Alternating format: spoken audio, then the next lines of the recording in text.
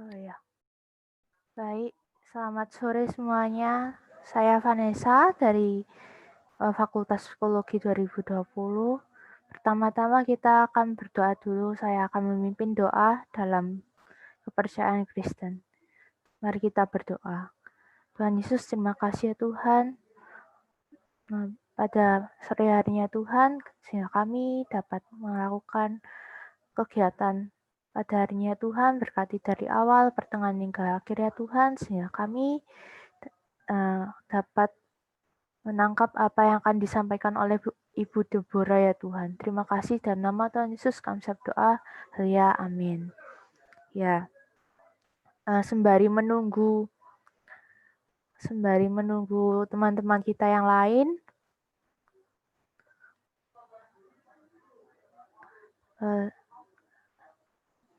hari ini kita akan belajar tentang karakter dan team building. Nah, untuk peserta diharapkan untuk on-cam dan menggunakan virtual background yang sudah disediakan.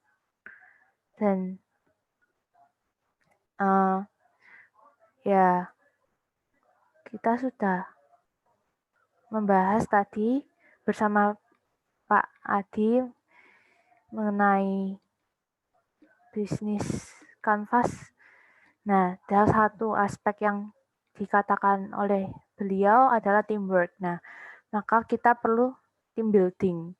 Dari itu kita untuk mendapatkan team building yang baik, ya kita juga perlu karakter building dari setiap masing-masing anggota. Nah, nanti mengenai karakter dan team building ini akan disampaikan oleh Bu Deborah dari BKHI UKSW. Nah, oke baik. Tempat dan waktu saya persilakan pada Ibu Deborah. Oke, terima kasih Vanessa untuk pembukaannya. Selamat sore Changemakers. Senang sekali sore hari ini saya bisa berada di virtual meeting ini, melihat calon-calon entrepreneur level dunia ya, yang sedang mulai membangun diri, dan semoga sesi kali ini juga membantu teman-teman semua. Sharing yang akan saya berikan membantu teman-teman semua untuk membangun diri, dan semoga juga nanti ada kesempatan untuk teman-teman bisa sharing ya, supaya saya juga bisa belajar dari teman-teman. Karena mungkin secara wajah mungkin gap kita nggak jauh ya, tapi secara umur kayaknya gap kita jauh. Dan jangan tegang-tegang mengikuti sesi ini ya, karena kalau tegang-tegang itu biasanya nggak akan nyantol terlalu banyak gitu ya. Jadi serius tapi santai aja gitu ya. Saya izin share screen dulu ya.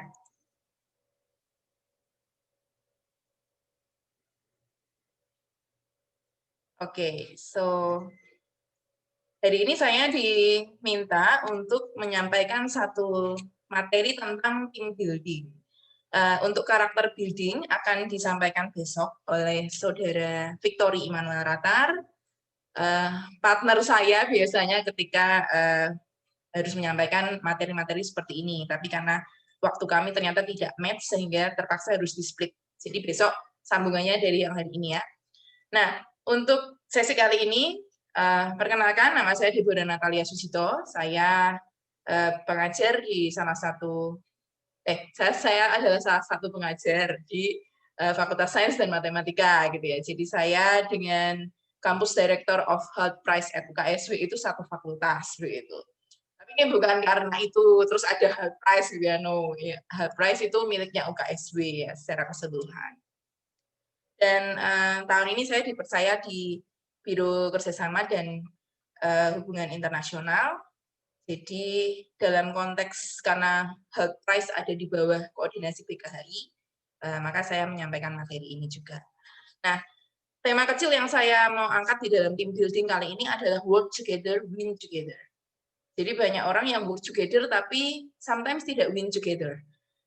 Atau bahkan yang pengennya win only for himself or herself, tapi tidak mengajak timnya untuk menang. Nah, dalam team building, we work together and we will win together also. Nah, hari ini ada dua topik besar yang ingin saya sampaikan di dalam tema ini.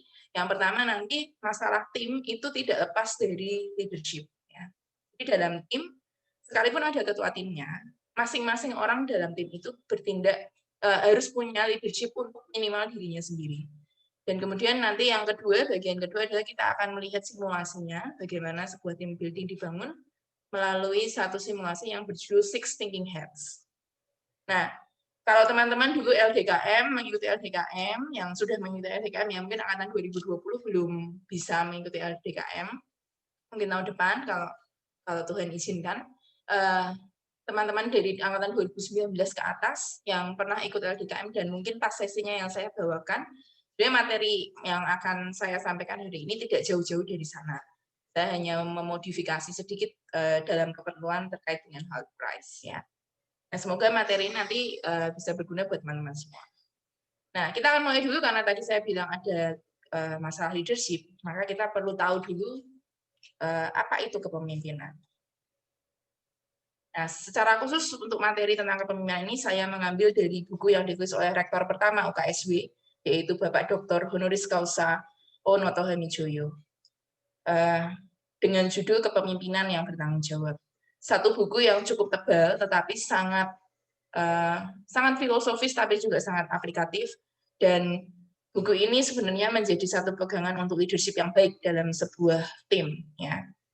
Sehingga saya ingin share sebagian kecil dari buku ini. Kalau teman-teman nanti masuk di LK, biasanya teman-teman akan mendapatkan buku ini untuk dibaca, untuk direnungkan, dan untuk dipraktekkan. Ya. Nah, ini saya akan share bagian kecil dari kepemimpinan menurut Pak Noto Hamijoyo. Nah, yang pertama, yang penting adalah, sorry ya teman-teman, ini mungkin banyak tulisan gitu ya, tapi saya sudah memberi warna-warni di situ, jadi kata kuncinya ada di yang warna kuning. Jadi teman-teman bisa langsung catat aja yang warna kuningnya kalau misalnya diperlukan. Nah, menurut Pak Noto, kepemimpinan ini adalah penggunaan pengaruh oleh pihak tertentu atas pihak lain, dan untuk melaksanakan suatu maksud dari pemimpinnya. Jadi kalau kita menjadi pemimpin, itu sebenarnya kita punya power, kita punya impact, kita punya pengaruh. Seperti kalian ya di Health Prize, itu kan perpaduan antara leadership dan entrepreneurship. So you will give impact for your society, especially in this school, in this campus. Jadi, gunakanlah pengaruh atau impact itu dengan sebaik-baiknya, dengan tujuan yang baik. Karena pengaruh ini dalam sebuah kepemimpinan itu dilakukan untuk melaksanakan sebuah tujuan dari pemimpinnya. Gitu ya. Nah, hal kedua tentang kepemimpinan itu adanya hubungan antara pemimpin dan yang dipimpin. Pemimpin dan pengikutnya. Nah, kalau dalam konteks Health Prize berarti ketua tim dengan anggotanya. Nah, itu berdasarkan pilihan bebas, tidak ada paksaan, juga karena keutuhan pribadi ya. Jadi keputusannya diambil dengan sadar. Nah, memang mungkin dalam hal press ini kalian dikelompokkan yang cocok gitu ya, kalau misalnya belum punya tim sendiri. Namun itu tidak berarti kalian tidak punya pilihan bebas, bukan. Tapi nanti dalam berjalannya waktu, nanti kalian akan saling mencocokkan satu sama lain, dan kalian akan melihat siapa sih yang enaknya jadi ketua dan siapa yang sebaiknya jadi anggota seperti itu. Jadi nanti pilihan bebas itu akan muncul juga pada proses dari tim itu sendiri. Tetapi harus ada relasi antara pemimpin dengan yang dipimpin. Kemudian dalam kepemimpinan itu ada unsur-unsur konsepnya. Misalnya harus ada maksud dan tujuannya. Kenapa kok seseorang ini memimpin suatu kelompok? Kalau di Health Prize kali ini berarti kan goalmu adalah nanti memenangkan Health Prize-nya kan, memenangkan reward-nya. Nah, untuk step pertama adalah menjadi awardee dari UKSW ya, sebelum nanti kalian dikirim untuk regional summit ya. Jadi itu salah satu tujuannya. Kemudian bagaimana sikap dari pemimpin atau ketua tim itu terhadap anggotanya untuk merealisasikan maksud dan tujuan tersebut. Bagaimana kalian sebagai yang sekarang berposisi sebagai ketua tim itu nanti kalian bersikap terhadap anak buah kalian, terhadap anggota kalian, supaya maksud dan tujuan itu tercapai. So, you have to choose and you have to identify yourself. Which one are you? Do you a leader or do you a boss? Ya, nanti kita akan bahas bedanya leader dengan boss itu apa. Kemudian kepemimpinan itu bukan sekedar membawa satu tim menuju tujuan, tetapi harus memperkaya kepribadian tiap orang yang ada di dalamnya. Jadi bukan hanya satu orang yang akan menang, menjadi champion atau winner, tetapi seluruh tim.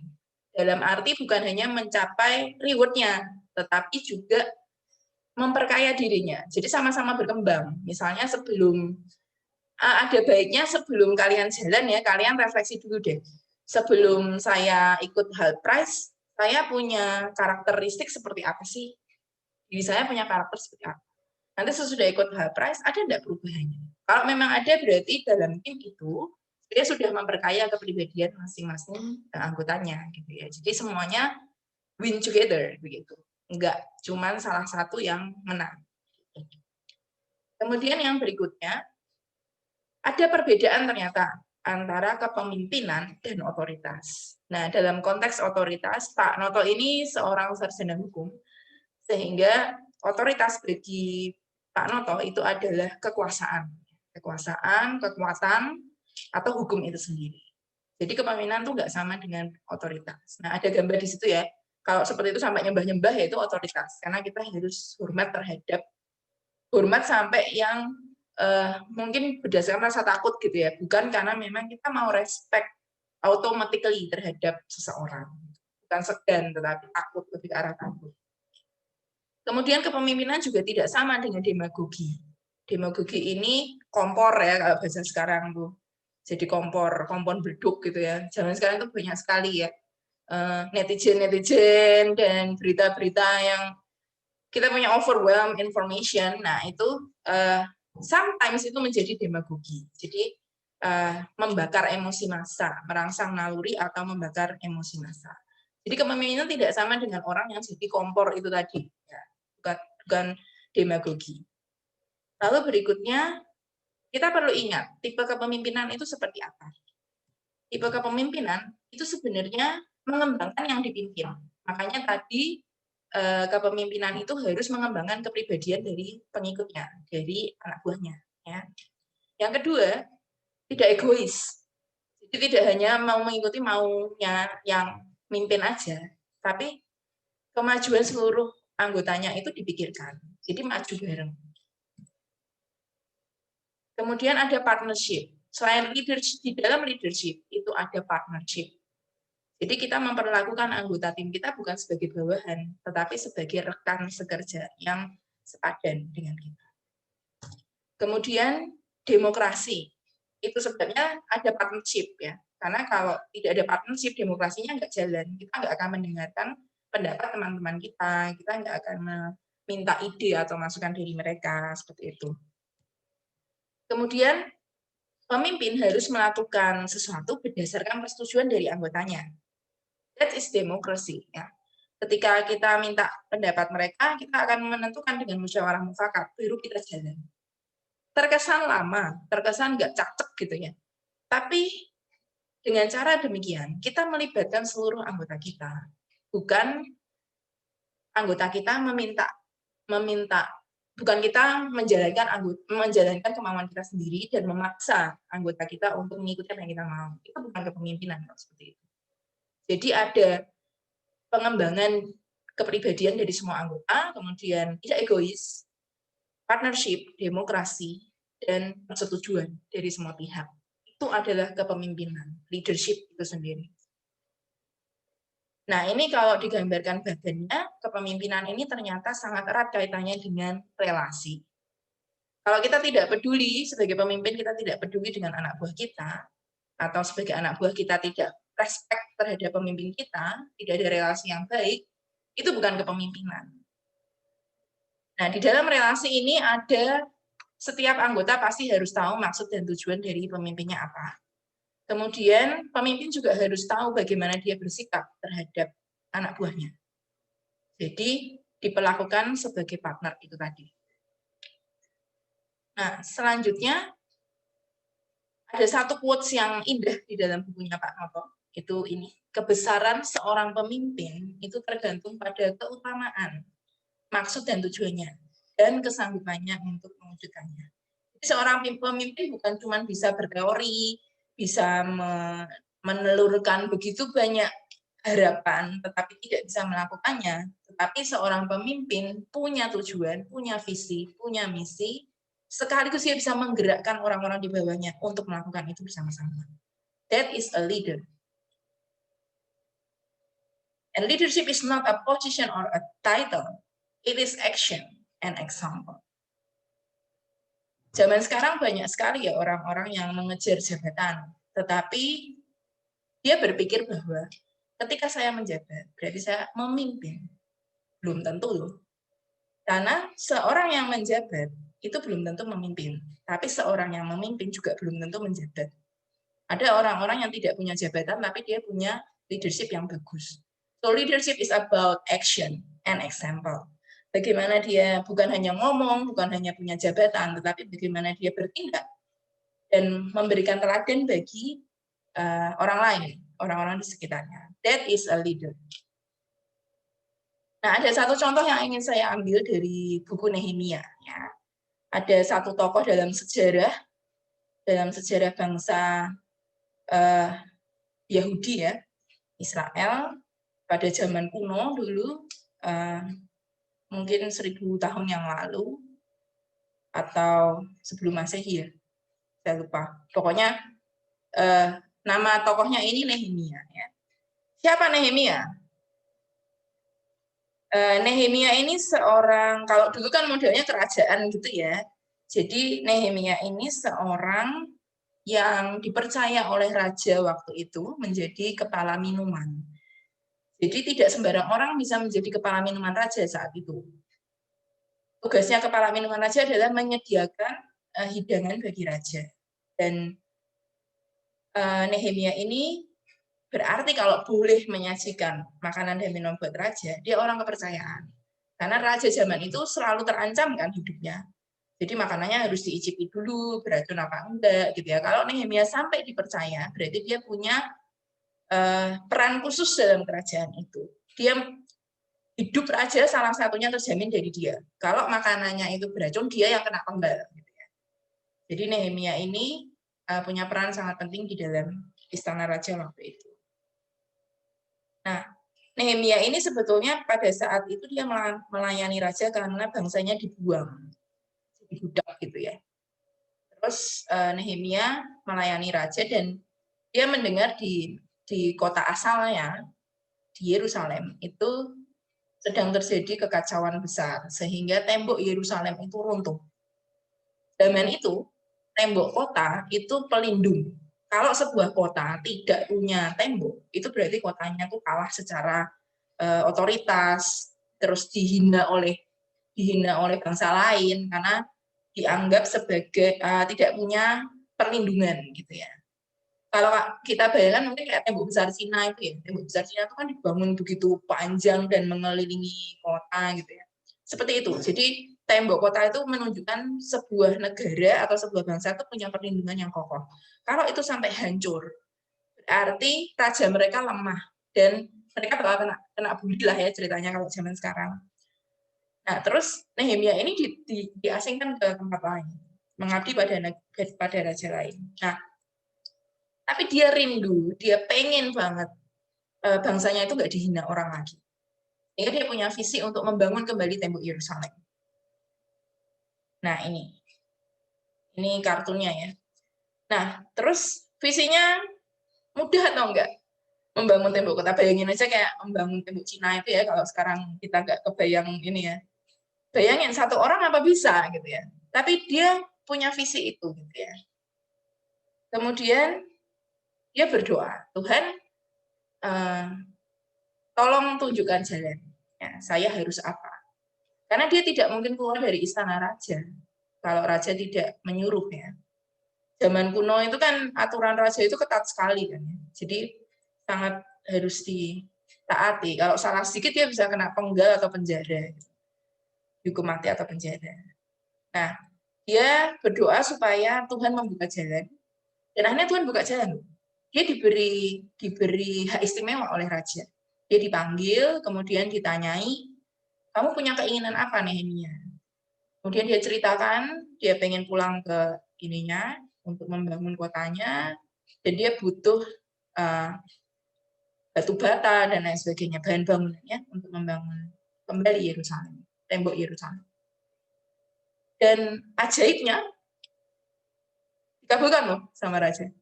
Jadi dia boleh pulang, dia mudik ke kota asalnya. Nah sampai di sana, tentunya dia harus cari tim dong ya, dia nggak bisa jalan sendiri kan, dia nggak bisa ini sendiri. Tapi dia juga waspada, jangan-jangan ada musuh nih yang nggak suka kalau saya bangun tembok Yerusalem. Kemudian Nehemia berkeliling kota itu pada malam hari. Jadi dia mencari waktu di mana tidak banyak orang tahu, dia diam-diam dengan visinya, tidak sembarang orang dia ceritakan tentang misinya, karena itu bisa jadi bumerang buat dia. Karena secara politik, tembok kota ini sangat penting gitu ya. Ketika sebuah tembok kota itu berdiri kokoh kembali, itu berarti dignity dari bangsa itu tuh kembali tegak, dan itu untuk bangsa lain itu ancaman. Sehingga sangat penting bagi Nehemia untuk menjaga dan mendapatkan orang yang tepat. Dan betul, dia akhirnya dapat teman, bisa membangun kembali tembok Yerusalem. Nah, sebagai seorang leader, apa sih karakter yang dimiliki Nehemia sampai dia berhasil membangun tembok kota? Ini tembok kota yang berhasil dibangun oleh Nehemia. Kamu bayangkan, kayak tembok besar Cina ya. Jadi mudeng gitu ya, muter di seluruh kota itu ya. Ini ada tembok, ini nggak sekecil ini ya, ini skalanya kan kecil sekali nih. Jadi sebenarnya kerjaan dia ini besar loh, kayak misalnya dia membangun tembok ini di perbatasan Indonesia lah kalau sekarang kita bayangkan ya. Membayangkan dari Sabang sampai Merauke dibangun tembok kayak gitu misalnya. Nah, seperti itu yang dilakukan ya, karena bukan sekedar kerjaan tukang bangunan gitu ya membangun tembok, tetapi itu bagian dari dignity of his nation, kebanggaan dari dan harga diri dari bangsanya, itu yang dia perjuangkan. Nah, apa sih karakter dari Nehemia yang perlu kita pelajari ketika menjadi seorang pemimpin? Yang pertama, he is a man of prayer. Mungkin terkesan apa ya, bu rohani amat gitu. Suka nggak suka, percaya nggak percaya. There is a time we will say that there is a divine power over us. Pasti, satu titik kita tolak pun suatu saat kita akan kebentur dengan itu.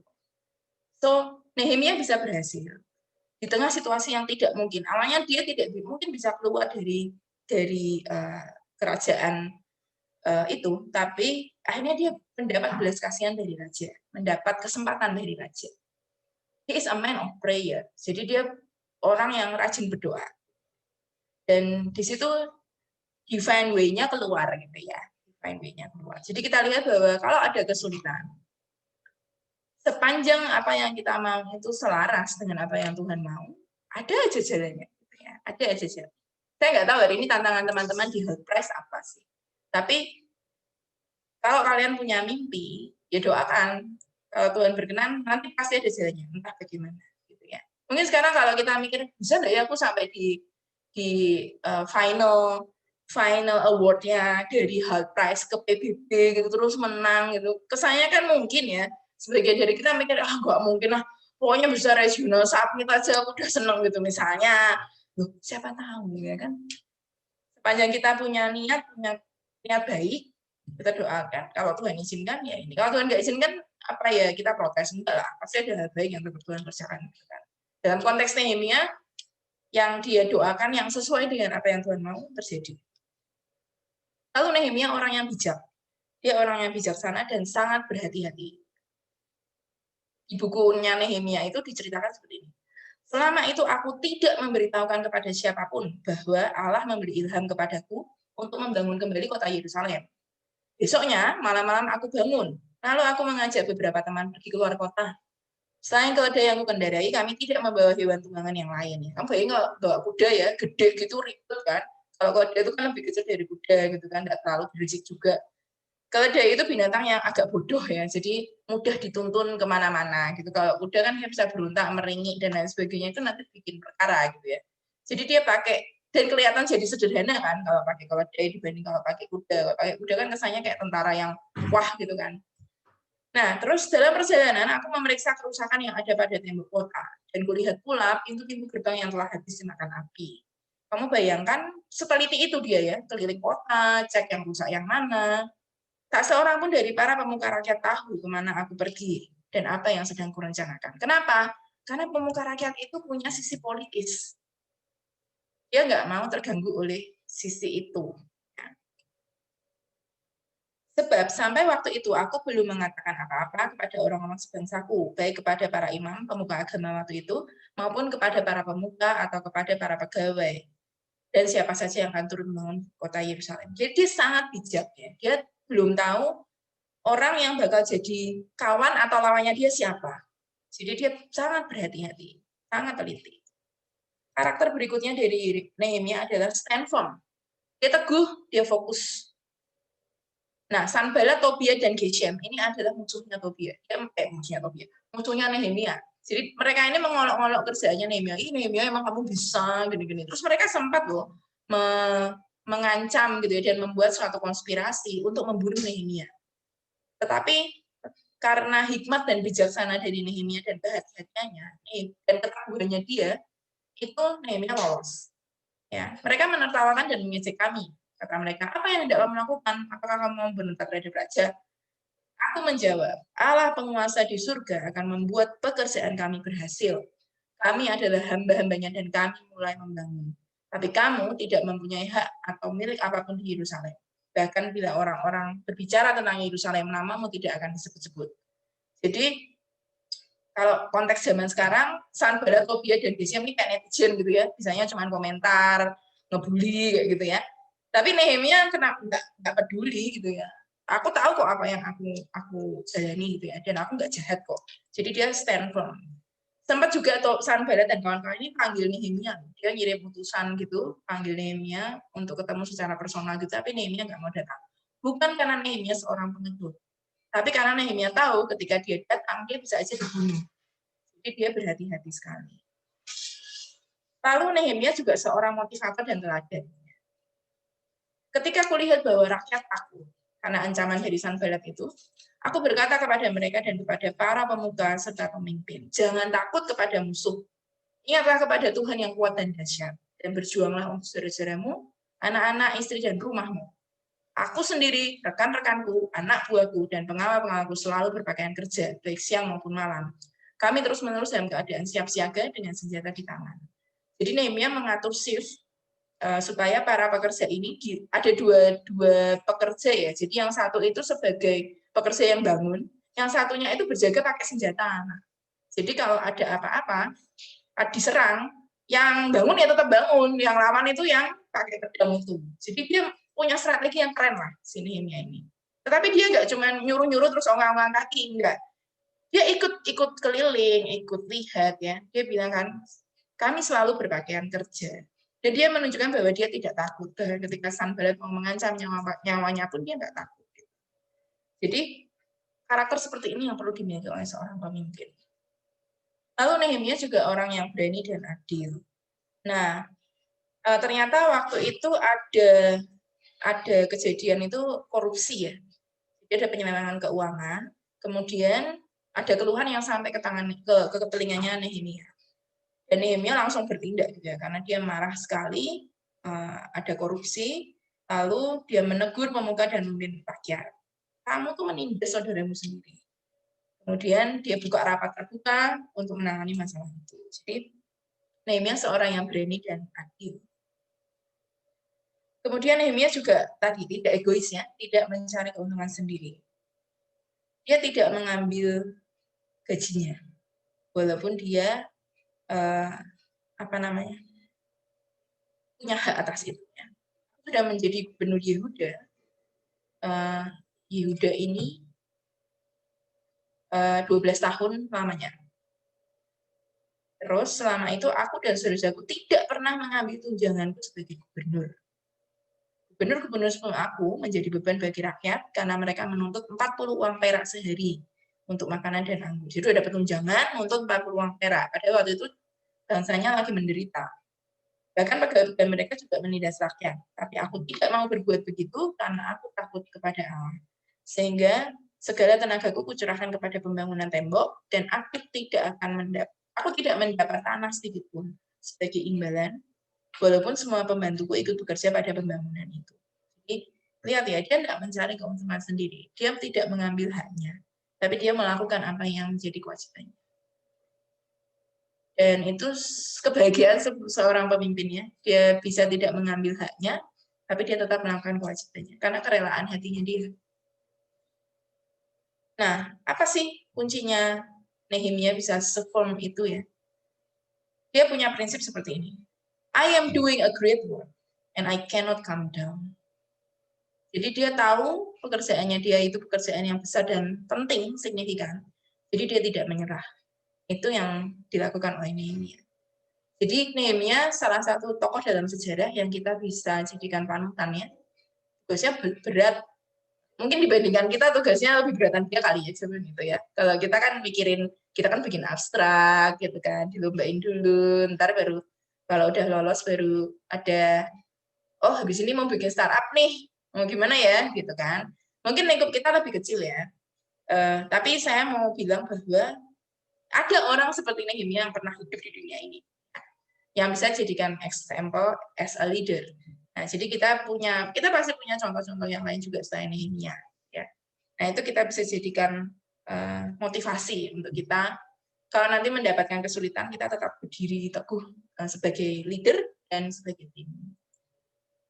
Nah, tadi saya sempat singgung apa sih bedanya bos dan pemimpin. Nah, ini nih. Jadi gambar ini kelihatan enggak? Yang atas itu bos. Bosnya duduk di mana? Jadi anak buahnya disuruh menyeret satu balok besar gitu ya. Kalau bos, dia duduk dong di atas, anak buahnya itu nyeret itunya ya, berasa kayak Sinterklas aja ya, Santa Claus naik kijang, apa sih kijang? Itu kita mau Christmas kan. Nah, tapi kalau yang bawah itu pemimpin. Bosnya di mana? Depan sendiri. Dia ikut nyeret dan dia mengarahkan kemana tujuannya. Itu pemimpin. Jadi ini bedanya bos dengan pemimpin. Pemimpin tuh mau ikut kerja, gitu ya. Nggak cuma nyuruh-nyuruh doang. Itu pemimpin. It's a leader.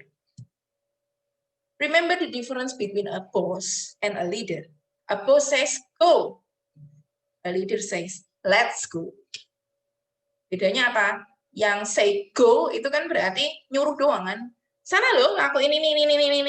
Kalau kamu punya teman yang kayak gitu, kamu bisa, jadi orang kok bosi banget sih. Nah, itulah bos. Makanya namanya bosi, bukan leadership ya kan, leadership nggak ada. Adanya bosi ya kan. Nah, terus a leader says let's go. Mari kita pergi. Let us go. Jadi bersama-sama kita menjalaninya. Ini ditulis oleh E.M. Kelly.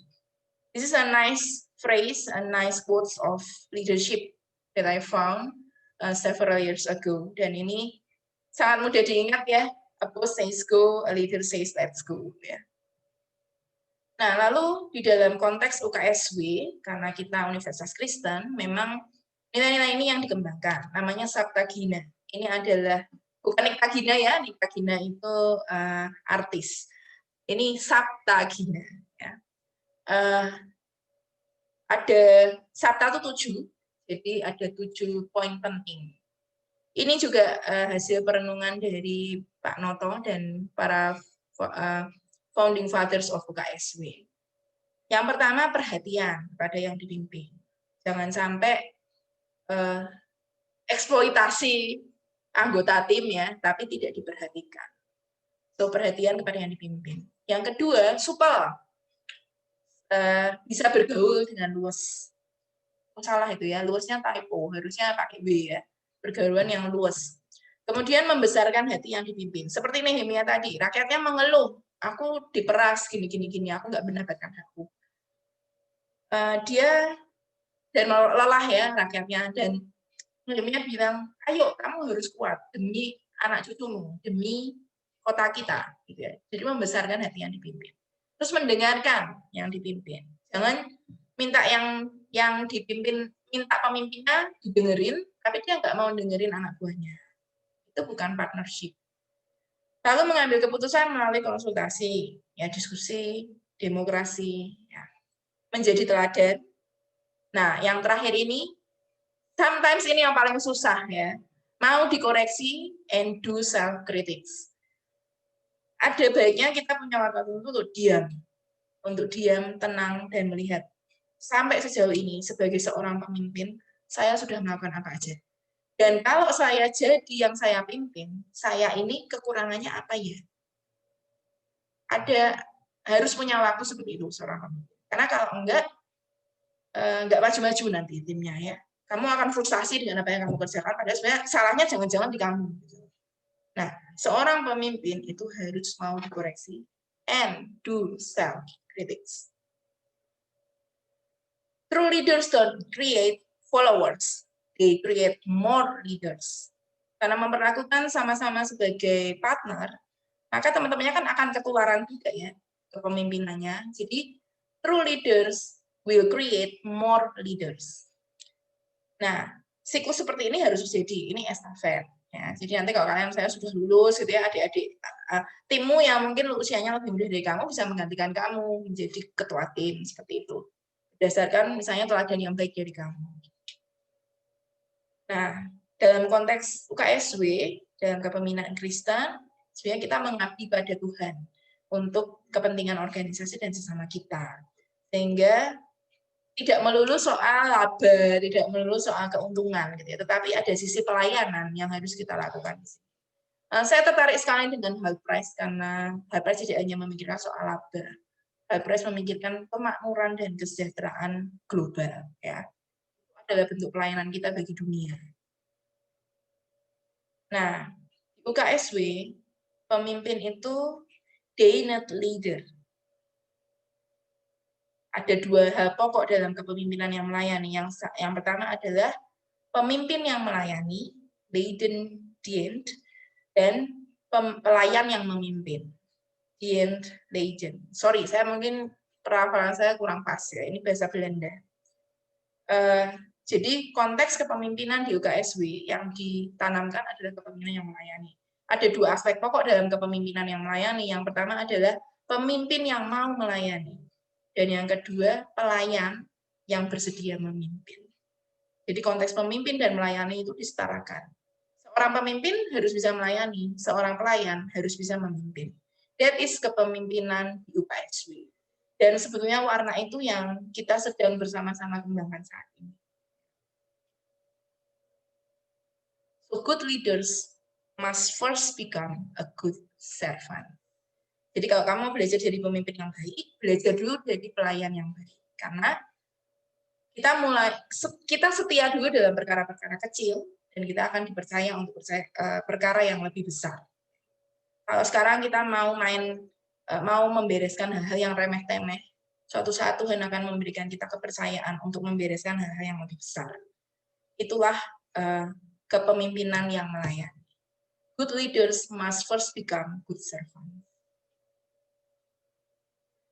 Nah, kapan sih seorang pemimpin muncul?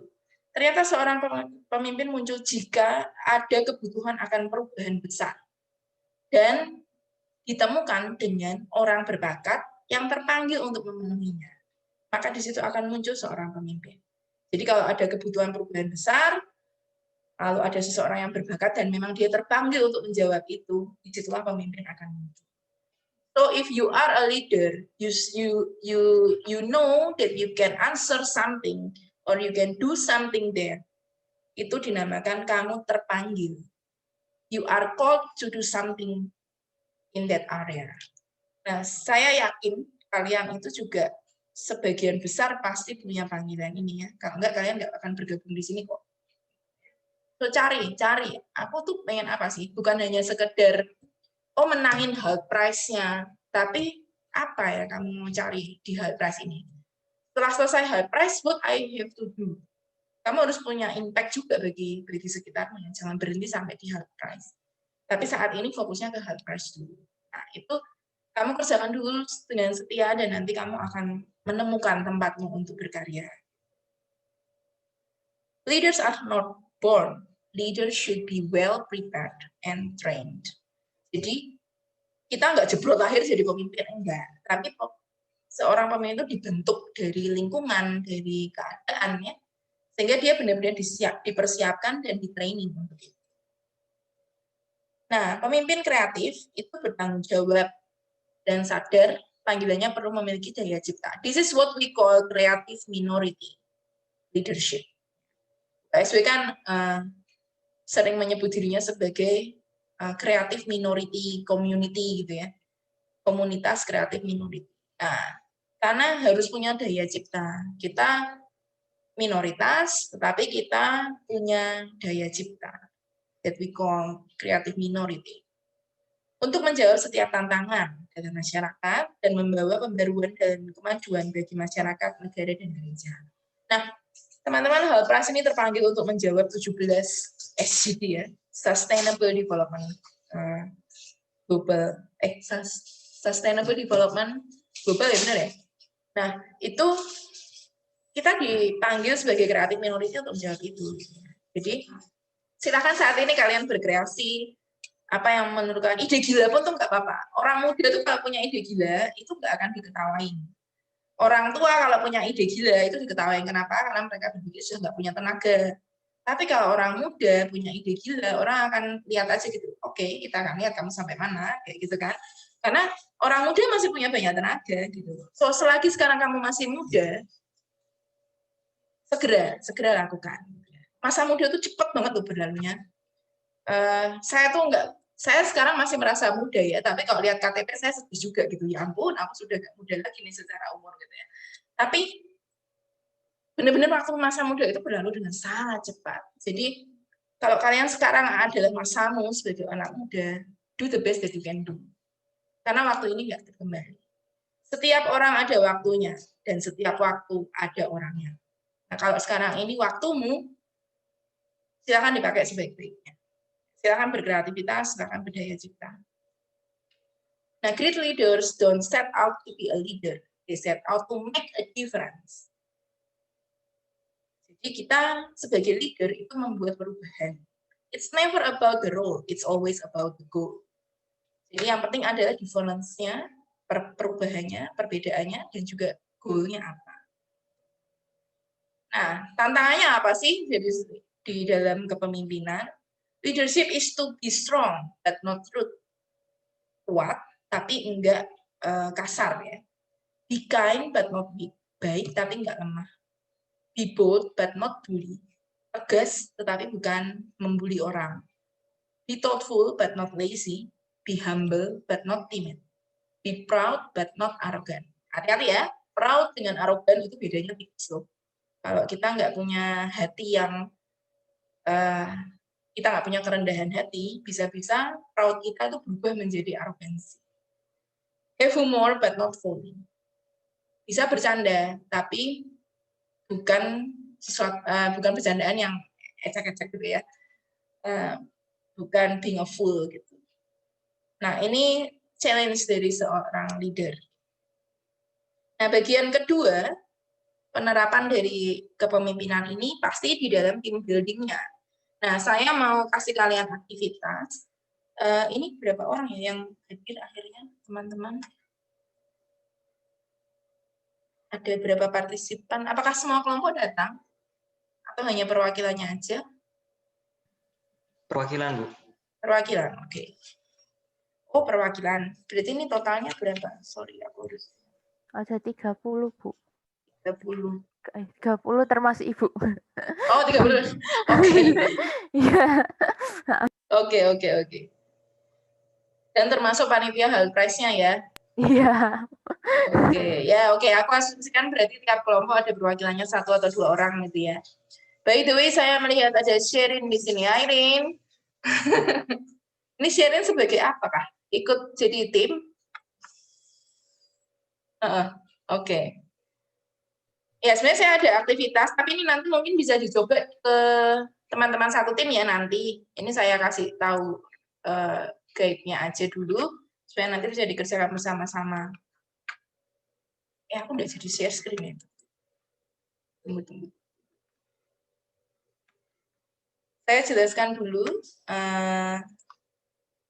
ininya, baru nanti kita mainnya.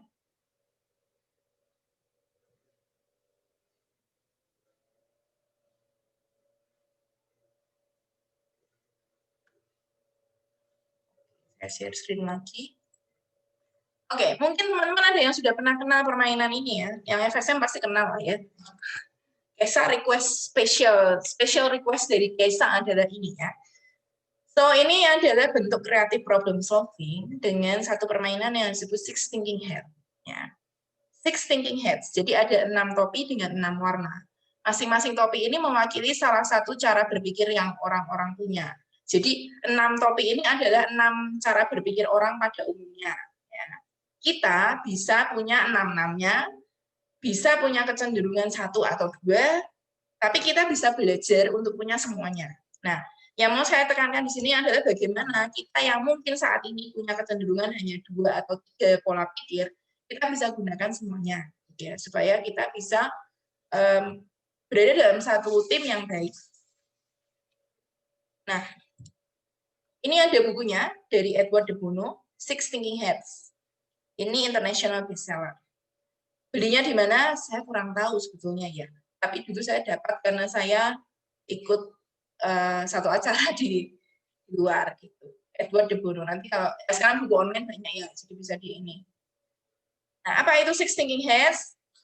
Tadi saya sudah bilang bahwa melambang satu topi itu melambangkan satu tipe berpikir. Jadi ini mau menceritakan cara berpikir orang. Ya. Tiap orang bisa memakai topi-topi ini secara bergantian. Maksudnya, tiap orang bisa berpikir dengan pola pikir A, merah, pola pikir hitam, pola pikir putih, dan seterusnya. Bisa seperti itu. Nanti saya akan tampilkan apa sih bedanya. Lalu konsepnya apa? Kita melakukan satu hal dalam suatu waktu tertentu dan meletakkan semua pendapat bersama-sama. Jadi misalnya nih, kita punya anggota tim itu kan 3 atau 4 ya di sini. Satu tim itu terdiri dari 3 atau 4 orang. Nah, tiap anggota ini kan punya kecenderungannya sendiri-sendiri. Ada yang orangnya kreatif nih, misalnya topi hijau ya. Topi hijau misalnya orangnya kreatif. Terus ada yang orangnya tuh penuh kewaspadaan, saya pakai topi hitam dia. Terus ada yang orangnya tuh pokoknya hanya mau lihat fakta nih, topi putih misalnya. Misalnya satu tim isinya 3. Nah, ada 3 topi nih yang sudah dipakai, ada tiga cara berpikir yang sudah dipakai. Nah, sekarang tinggal mengembangkan 3 lagi, supaya nanti keputusan yang diambil itu bisa mengcover, mengantisipasi, sekaligus punya solusi ya. Mengutip kata Bu Tejo, harus solutif gitu. Jadi bukan cuman kritis, bukan cuman kritikal, bukan cuman kreatif, but should be solutif ya, mengutip kata-katanya Bu Tejo. Nah, jadi dengan berlatih menggunakan ke-6 topi ini, kita akan bisa melihat satu masalah itu lebih komprehensif sebelum kita memecahkan atau memutuskan solusi apa yang kita mau ambil. Ya. Ini sebenarnya permainan psikologi sih. Nah, Six Thinking Heads ini disebut juga sebagai parallel thinking. Ya, kenapa? Karena at any moment, everyone is looking at the same direction. Misalnya, kita mau memecahkan bagaimana kita lolos ke regional summit. So, itu adalah direction-nya. One direction, in the same direction. Jika ada beda pendapat, misalnya, si A bilang kalau mau ke sana kita harus gini. Si B bilang, aku nggak setuju, harusnya gini. Nah, biar nggak debat dan membuang waktu, kita tinggal nanya, A, kamu maunya apa? Kamu maunya apa? C, kamu maunya apa? Oke, sudah ditaruh sama, kalau beda, semua pendapat itu diletakkan secara paralel. Jadi bukan yang satu lebih rendah dari yang lain. Bukan yang terus, si B, kamu pendapatmu jelek, gini. Enggak, tapi ditempatkan sejajar dulu. Baru nanti kita pikirin sama-sama, plus minusnya apa, kemudian bisa diputuskan mau pakai yang mana, atau di-combine. Tidak peduli seberapa pun besar kontradiksinya, tetap harus diletakkan secara paralel. That is partnership. Jadi kita meletakkan semuanya sejajar dulu. Baru nanti kita diskusikan. Nah, ini adalah karakteristik dari masing-masing topi itu. Ya. Untuk topi putih, itu sifatnya memang netral. Dia objektif. Jadi dia melihat itu fakta apa adanya. Menghilangkan semua prasangka, menghilangkan semua baper-baper dan kepo-kepo itu adalah topi putih. Cara berpikir topi putih. Lalu yang topi merah, nah ini yang baperan. Jadi sithik-sithik emosi, sithik-sithik dan dia kok gini ya? perasaan harusnya gini, feelingku ini akan jadi begini. Nah, itu intuisi ya, lebih menekankan intuisi. Itu topi merah. Kemudian kalau menyikapi masalah, topi merah ini cenderung memang emosional gitu ya. Mutungan gitu, ngambekan kayak gitu ya. Itu topi merah cenderung seperti itu. Saya bisa share itu sangat detail karena dulu saya orang yang seperti itu ya. Saya dulu sangat topi merah saya ya. Tapi dengan ketemu banyak orang, bekerja dalam tim itu jadi bisa mengubah, jadi bisa pakai topi-topi yang lain. Kemudian kalau yang hitam itu dia lebih caution ya, serius, somber, sangat berhati-hati gitu. Caution and careful itu kalau yang hitam. Nah kalau yang kuning itu kan warnanya cerah ya, jadi dia tuh penuh pengharapan ya. Dia positive thinking, selalu membawa pengharapan.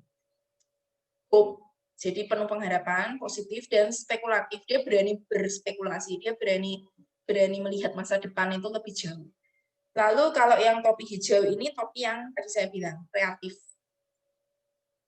Dia warnanya kan warna-warna pertumbuhan ya kalau hijau itu. Ini hijaunya kebanyakan hijau seger ya, bukan hijau teletong itu ya, bukan.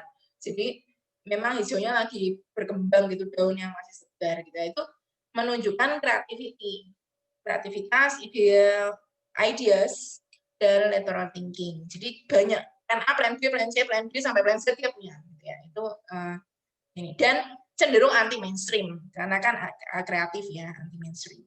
Kemudian yang biru itu adalah topi yang punya kontrol and organize the thinking, organization of thinking. Jadi biasanya ini yang punya adalah ketua tim ya. Ketua tim itu harus punya topi biru, harus memakai pola pikir topi biru. Kenapa? Karena dia yang mengontrol semuanya. Dia harus tenang, harus cool ya. Besok pembicara besok itu saudara Victory Imanaratar. Itu adalah salah satu mantan ketua BPMF FSM pada zamannya, dan saya melihat dia pakai topi biru dengan sangat baik. Jadi besok kalau teman-teman lihat, semoga itu belum berubah ya, topi birunya dia tuh kelihatan sekali. Dan betul posisinya dia waktu itu sebagai ketua, karena dia punya pola pikir biru yang baik. Gitu. Nah, untuk teman-teman yang saat ini menjadi posisi ketua tim, maka ketua apa aja, kamu harus belajar berpikir dengan cara biru. Ya. Nah, seperti apa saya akan uraikan satu persatu, ini karakteristiknya aja. Tapi sebelumnya ya, saya tuh sebetulnya pengen tahu teman-teman ini pada umumnya punya ini apa, punya topi-topi apa. Saya coba share screen ya lagi. Nah ini, saya tuh sebenarnya sudah memasukkan ini ya. Jadi ini karakteristiknya. Nah teman-teman coba sekarang direnungkan dulu. Pilihlah 2 topi. Cara berpikir mana yang teman-teman paling sering pakai. Misalnya kalau saya ya, misalnya merah sama hitam misalnya. Teman-teman yang paling sering teman-teman pakai yang mana? Coba direnungkan dulu. Apakah layarku berubah? Enggak kan? Mas, layarku berubah? Enggak kan? Oke. Nah, nanti kalau sudah, teman-teman saya minta tolong teman-teman ngisi link ini ya. Nah, nanti saya post di chat room. Jadi saya sudah masukkan ke Google ini sih sebenarnya.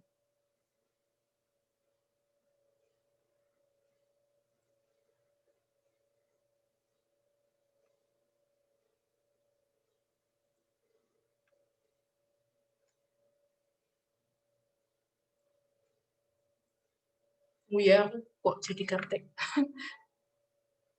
Oke, ada 24 orang peserta. Oke. Nah, teman-teman saya share link ini. Teman-teman tolong klik di chat room itu ada link. Silakan diklik di situ.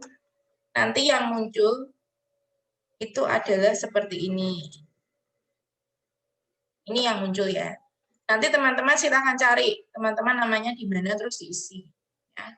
Ini sudah saya share, jadi siapapun bisa edit. Misal ya, saya isi di sini misal, nanti diganti boleh. Misal saya lebih cenderung yang pertama merah, terus yang keduanya hitam. Nah, coba diisi dulu teman-teman. Supaya kita tahu proporsi di kelompok kita masing-masing itu cenderungnya berpikir dengan cara apa, ya. Gitu ya. Saya munculkan kembali halaman yang tadi, nanti teman-teman klik Google link-nya itu, nanti akan munculnya ini, Excel ini. Ini saya stop share dulu, saya akan munculkan yang Word tadi. Jadi berdasarkan ini, manakah Anda? Manakah Anda?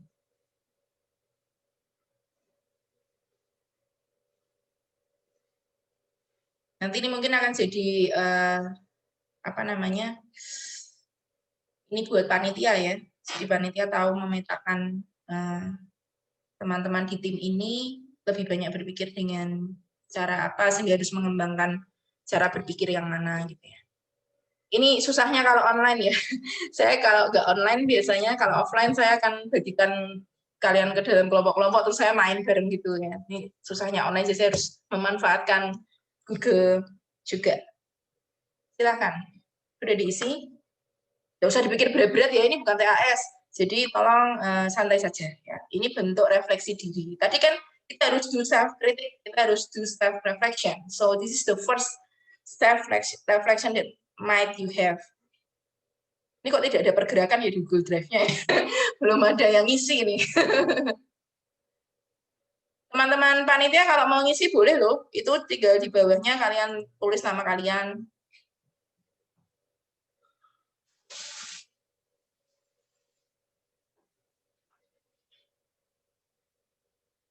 Tunggu, ada nama Pambayun, Pulung, Manekung, Sri, Sinanda. Ini Lulung. Oh, oke, baiklah. Lulung, Bu. Oke. Silahkan ditulis. Oh, Sherin ikut juga. Oke, baiklah.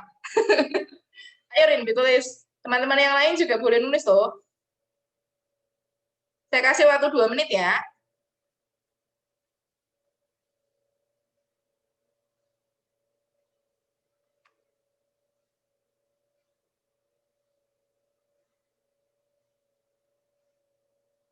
Nggak usah malu-malu ya, jujur aja apa adanya. Kalau memang punyanya topik kuning sama hijau, tulis aja kuning sama hijau gitu ya. Nggak usah, nanti kebagusan gitu. Enggak, ini namanya self-reflection. Jadi kamu menilai dirimu sendiri.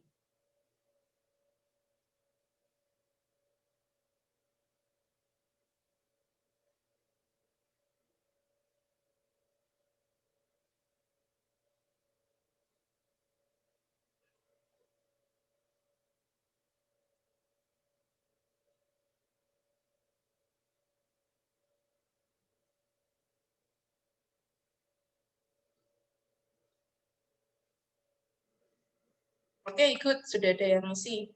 Mulai ada yang ngisi.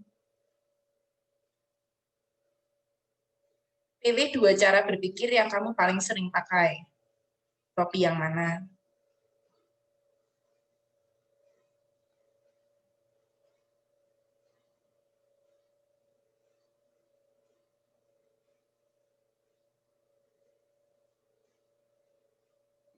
Mungkin bisa di-sharingkan, Bu. Ibu top yang mana? Oh, gitu ya. Saat ini, iya. Saat ini, tunggu saya nyontek dulu ya itu tadi topiknya.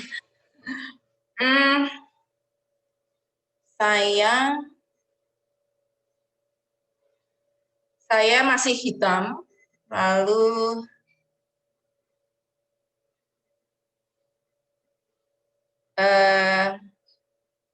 hijau.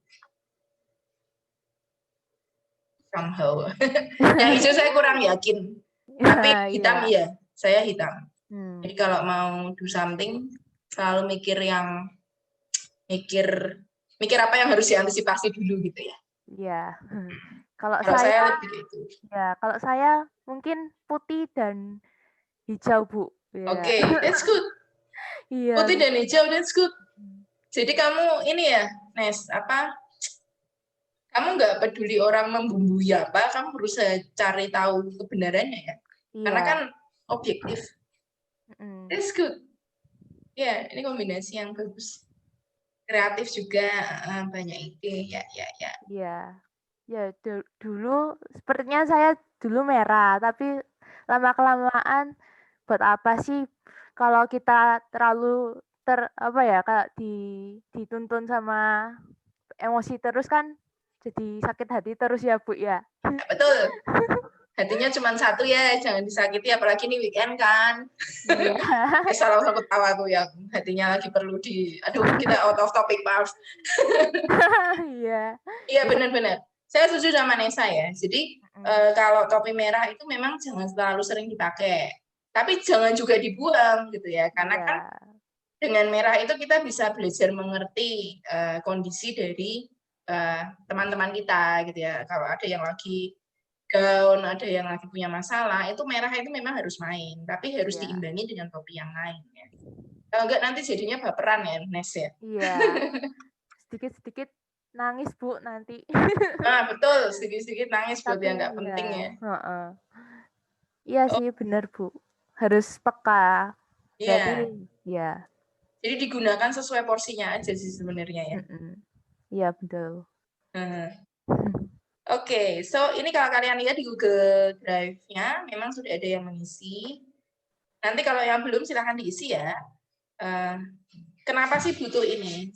Saya ambil dulu contohnya yang, oh sorry nak, saya harusnya share screen yang lain ya.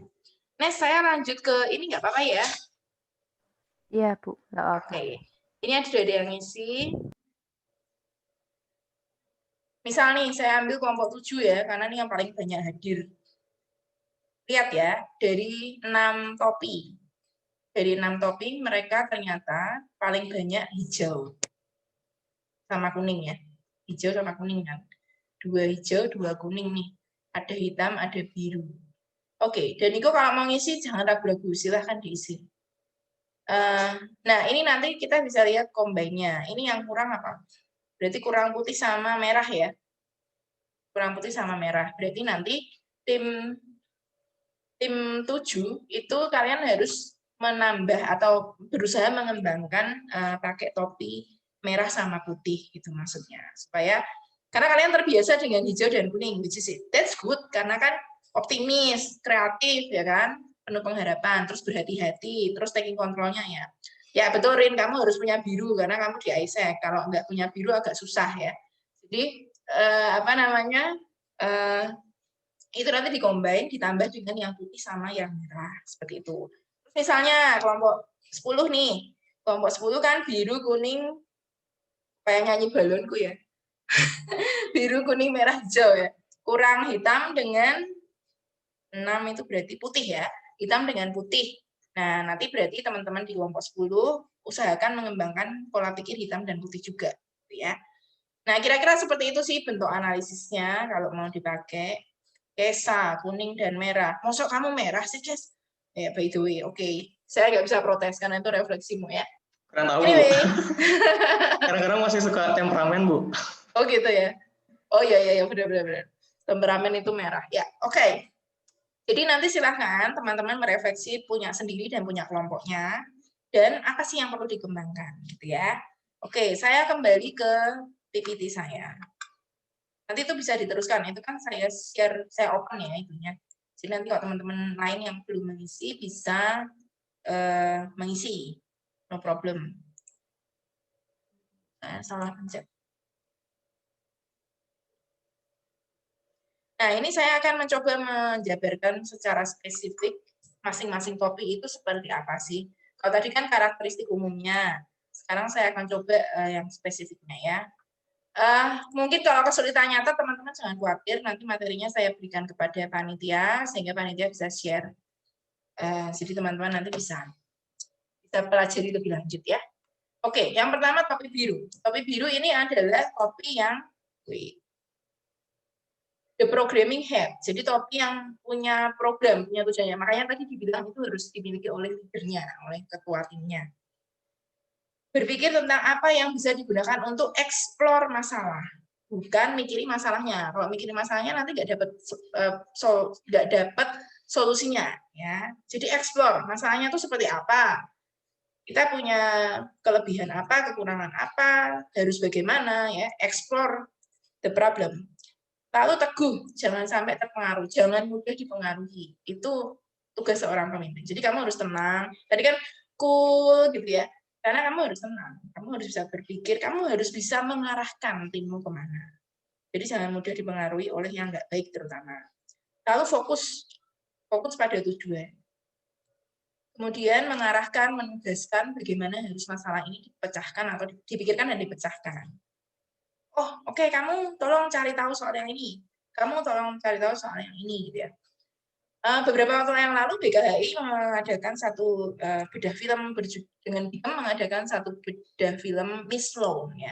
Miss Sloan ini seorang lobbyist dan kalau teman-teman lihat di sana Miss Sloan ini selalu punya tim ya dan timnya itu punya jobnya masing-masing. Nah, Miss Sloan ini bertindak sebagai seorang yang memakai blue hat karena dia yang mengkoordinasi. Oke, kamu tugasmu cari ini, kamu tugasmu cari ini, kamu tugasmu cari ini, gitu ya.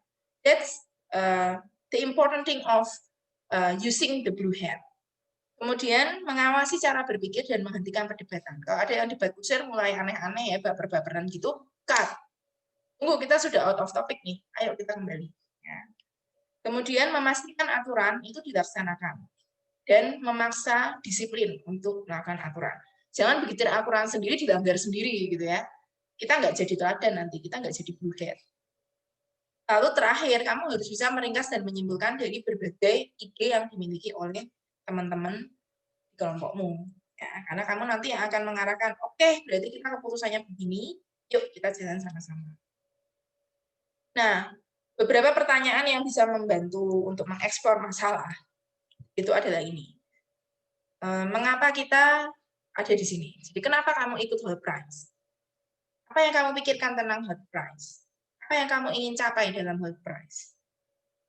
Terus di mana kamu mau mengakhiri? So ini goal. Lalu sekarang ini apa yang sudah kamu punya? Apa yang sudah kamu capai? Ya. Dan nanti kalau kamu sudah berhasil merenungkan ini, terus lihat masalahnya apa, dan kamu eksplor sumber dayamu bagaimana, kamu akan bisa menghasilkan satu result berupa outcome, conclusion, design, solution, dan langkah-langkah berikutnya. Ya. Kemudian white hat, topi putih. Nah, ini topi yang memandang fakta, netral, dia objektif, nggak baperan. Disiplin dan terarah. Oke, kalau temanya food for good, berarti fakta yang objektif apa? Makanan. Makanan seperti apa? Yang good, yang baik. Makanan yang baik itu ciri khasnya seperti apa? Cari referensi. Nah, itu fungsinya white hat. Lalu mengeluarkan semua firasat, semua perasaan gitu ya. Jadi benar-benar oke, gini. Kadang terkesan kejam, tapi sebetulnya enggak. Nanti akan diimbangi oleh cara berpikir merah. Ya. Cari referensi sebanyak-banyaknya. Oke, kalau gini makanannya ini ternyata junk food.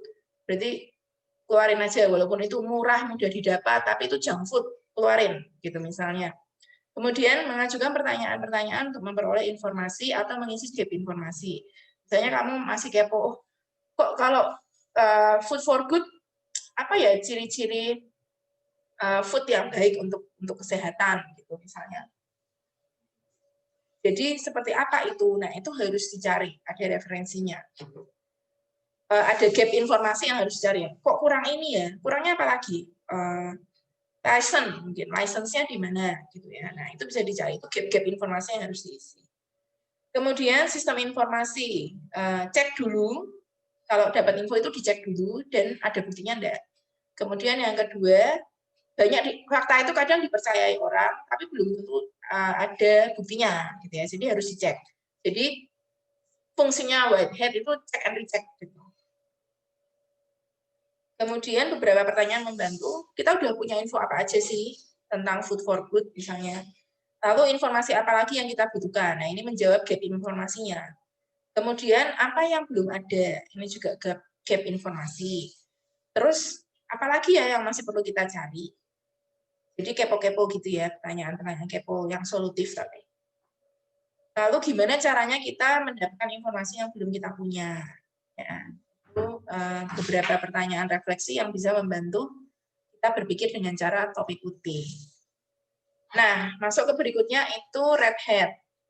Dia mengekspresikan semua perasaan, feeling. Misalnya, aduh ini kan masih pandemi ya. Terus food for good-nya gimana? Gimana mengemasnya supaya COVID-nya nggak nempel di makanan itu. Nanti kalau jangan-jangan dimakan, dia tiba-tiba kena COVID misalnya, amit-amit jangan sampai ya. Nah, itu emosi yang positif yang bisa diikutkan di cara pikir merah. Jadi feeling aja, tapi feelingnya dibuat feeling yang baik gitu ya.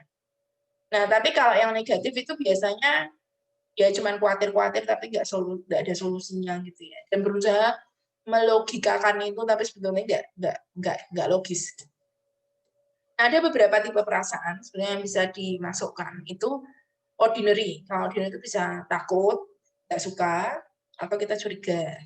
Kalau lebih kompleks itu feeling ini tadi ya. Kalau orang Jawa bilang tuh gek ngene, gek ngono gitu. Jangan-jangan gini, jangan-jangan gitu ya. Feeling, mind, intuisi. Kemudian topi kuning. Nah, topi kuning ini topi yang positif, konstruktif ya. Dia selalu punya dia mendukung gitu ya. Kalau misalnya ada hambatan pun dia berusaha, wah nanti biar kita bisa nggak bisa kita pasti bisa karena kita punya ini gitu ya. Jadi dia membangun kepercayaan diri, membangun optimisme dari kelompoknya. Itu topi kuning. Kemudian gali semuanya. Loh, kita kan bisa gini karena ini ada manfaatnya, begini. Nggak usah mikir yang itu nanti pasti ada solusinya dan lain sebagainya. Jadi Yellowhead ini supporter dan optimis memang. Kemudian, tapi dia bukan sembarang mendukung ya, dia punya data, dia punya fakta yang mendukung kenapa dia bisa optimis. Kemudian dia selalu bisa melihat peluang bagaimana ide ini dijalankan, sesulit apapun itu. Ya. Itu Yellowhead. Nah, Yellowhead selalu punya best case skenario. Ya. Jadi the best skenario-nya ada di Yellowhead. Nah, nanti teman-teman bisa kembangkan. It's no need to be perfect ya, tapi kita belajar untuk menerapkan semua topi ya. Nanti akan beda kok rasanya, benar akan beda. Saya yang biasanya merah berusaha yellow itu nggak gampang. Karena saya kalau merah itu kan lebih ke pesimis ya. Dan saya kalau yellow kan harus optimis gitu. Jadi mengubah itu tuh nggak serta-merta langsung bisa, tapi dengan interaksi kita dengan teman-teman, nah itu yang akan membuat kita tadi berkembang bersama-sama, win together. Lalu ada penilaian yang positif berdasarkan pengalaman, informasi yang tersedia dan lain-lain ya. Kemudian green head, the creative energy. Jadi dia punya banyak alternatif, anti mainstream, ada plan A sampai plan Z. Dia punya plan ini. Kalau gini nggak bisa, oke kita pakai plan kedua. Kalau gini nggak bisa, pakai plan ketiga dan seterusnya. Terus mengajukan ide dan kemungkinan baru. Makanya tadi alternatif, ya kan.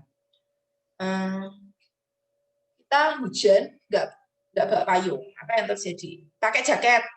Kalau nggak ada jaket, pakai daun pisang, misalnya di Satya Wacana, tapi nggak ada daun pisang kecuali di FTI ya, di Pelotongan. Jadi pikirkan semua kemungkinan yang mungkin. Terus mengeluarkan, jadi memberikan pilihan-pilihan yang fresh dan jelas. Anti mainstream itu tadi. Ya.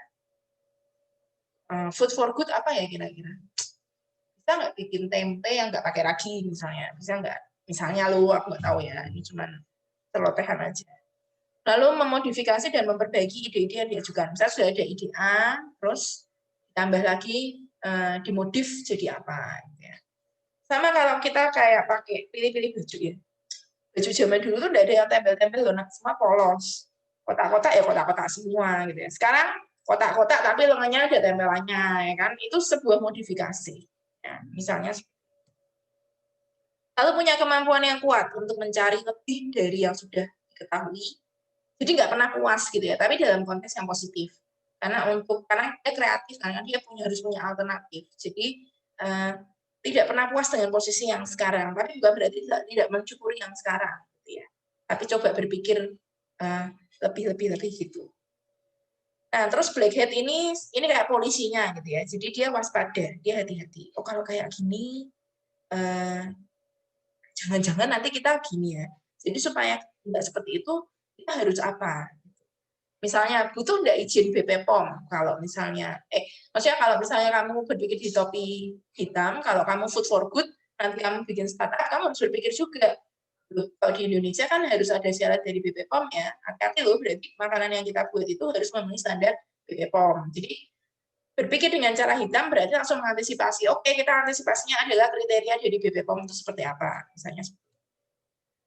Nah, sebetulnya dasar dari critical thinking itu adalah kewaspadaan itu sendiri. Ya, kewaspadaan akan sesuatu. Dan black hat ini adalah dasar dari critical thinking. Nah, ini paling sering digunakan karena kita memang perlu mengantisipasi banyak hal. Tapi jangan sampai satu-satunya yang digunakan. Karena kalau sampai satu-satunya yang digunakan, orang akan cenderung takut melangkah. Nah, perlu diimbangi dengan kopi kuning tadi, yang mendorong. Oke, kita berarti gini-gini ya. Oke, kita optimis, kita pasti bisa. Ayo kita maju. Karena kopi hijau sudah punya rencana-rencana. Gitu. Nah, jadi mengcombine semua topi. Lalu black hat ini menghentikan pelanggaran, ya. Jadi jangan sampai kita melanggar aturannya BPOM misalnya, jangan sampai kita melanggar aturannya UNESCO misalnya seperti itu. Ya. Itu mengingatkan, reminder. Kemudian mempertimbangkan resiko, bahaya, rintangan, potensi masalah dan kelemahan dari ide yang dikemukakan. Misalnya tadi bermasalah enggak dengan pemerintah Indonesia, bermasalah enggak dengan PBB kayak gitu. Menunjukkan hal-hal yang butuh perhatian khusus. Oke, yang ini kayaknya bahaya nih. Kita harus hati-hati di sini nih. Jadi itu harus diberi perhatian khusus. Misalnya kayak gitu. Karena ada potensi lemah dan bisa jadi malah merusak rencana. Lalu sebenarnya black hat ini ingin mencegah bahaya dan kesulitan. Supaya kita nggak kejeblos di situ, kita harus bagaimana? Nah, beberapa pertanyaan refleksi. Setelah tahu tadi warning-nya, itu kita lanjut nggak dengan rencana ini gitu ya. Jadi menilai dia. Terus kalau lanjut, kelemahannya apa nih yang harus diatasi? Jadi desainnya harus seperti apa?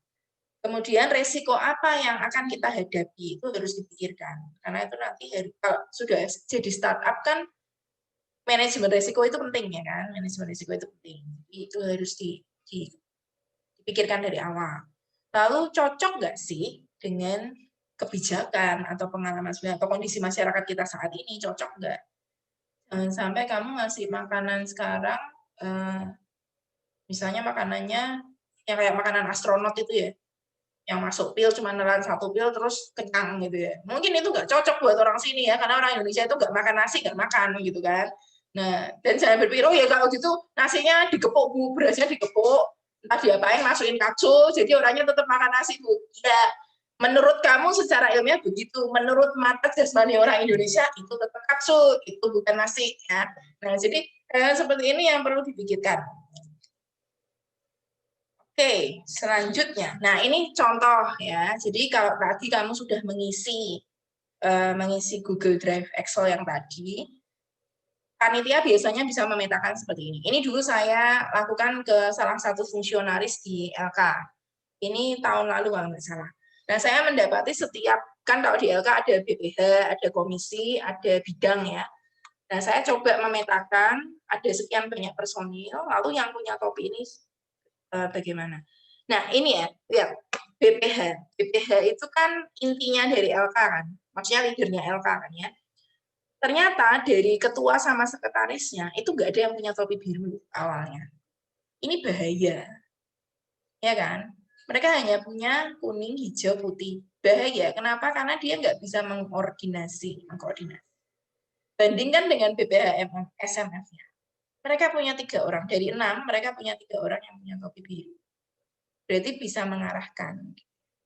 Justru yang di BPMF, yang punya topi biru itu komisi A. Balik ya, jangan-jangan salah tempat nih. Jangan-jangan harusnya di Kom A ini di BPH gitu ya, mungkin. I don't know. Nah, dengan memperoleh data seperti ini, kita jadi tahu, oh kelemahan kita apa sih dalam tim ini. Misalnya ya, saya ambil yang BPH BPMF nih. Kelemahannya apa? Dia kreatif, dia optimis, betul. Dia punya fakta, iya, tapi dia tidak mempertimbangkan resiko. Karena dia belum berlatih dengan cara hitam. Jadi dia harus mengembangkan itu, dan dia tidak mengkoordinir, belum bisa mengkoordinir anak buahnya. Ya, itu bahaya sebagai seorang pemimpin gitu.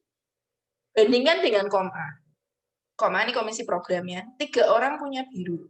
By the way, ini anak-anak saya suruh milih, 1 anak itu 2 topi kalau nggak salah waktu itu. Jadi ini totalnya harusnya 10.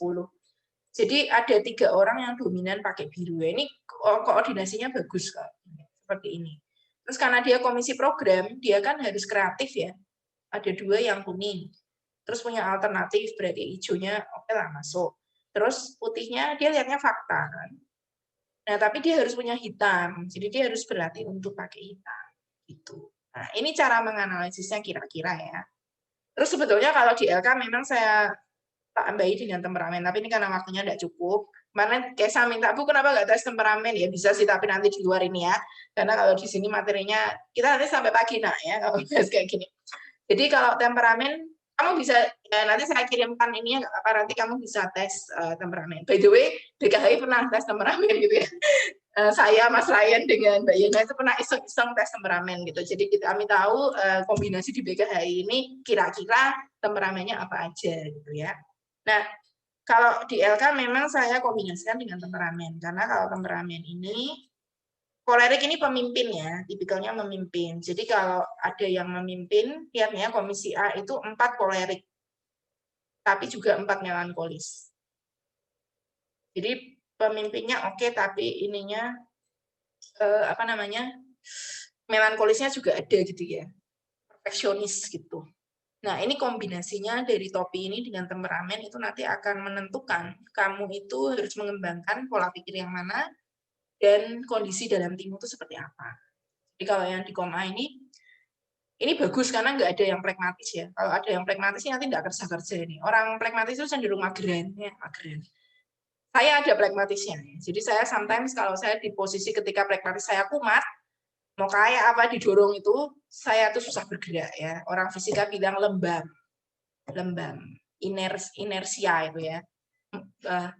Berusaha mempertahankan kondisi awalnya. Atau bahasa gaul sekarang, inersia itu adalah mageran. Ya. Jadi kalau kamu mageran, jangan-jangan kamu itu salah satunya pragmatis. Itu. Tapi orang pragmatis ini orang setia pada kemagerannya, enggak. Enggak gitu ya.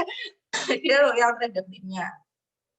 Nah, coba bandingkan dengan yang BPH SMF. Yang BPH SMF ini 3 orang kolerik, 4 melankolis ya. Ini kombinasi yang bagus juga, sama kayak Koma. Sedangkan kalau yang ini 1 kolerik, 2 sanguin, 1 pragmatis ya agak repot ini.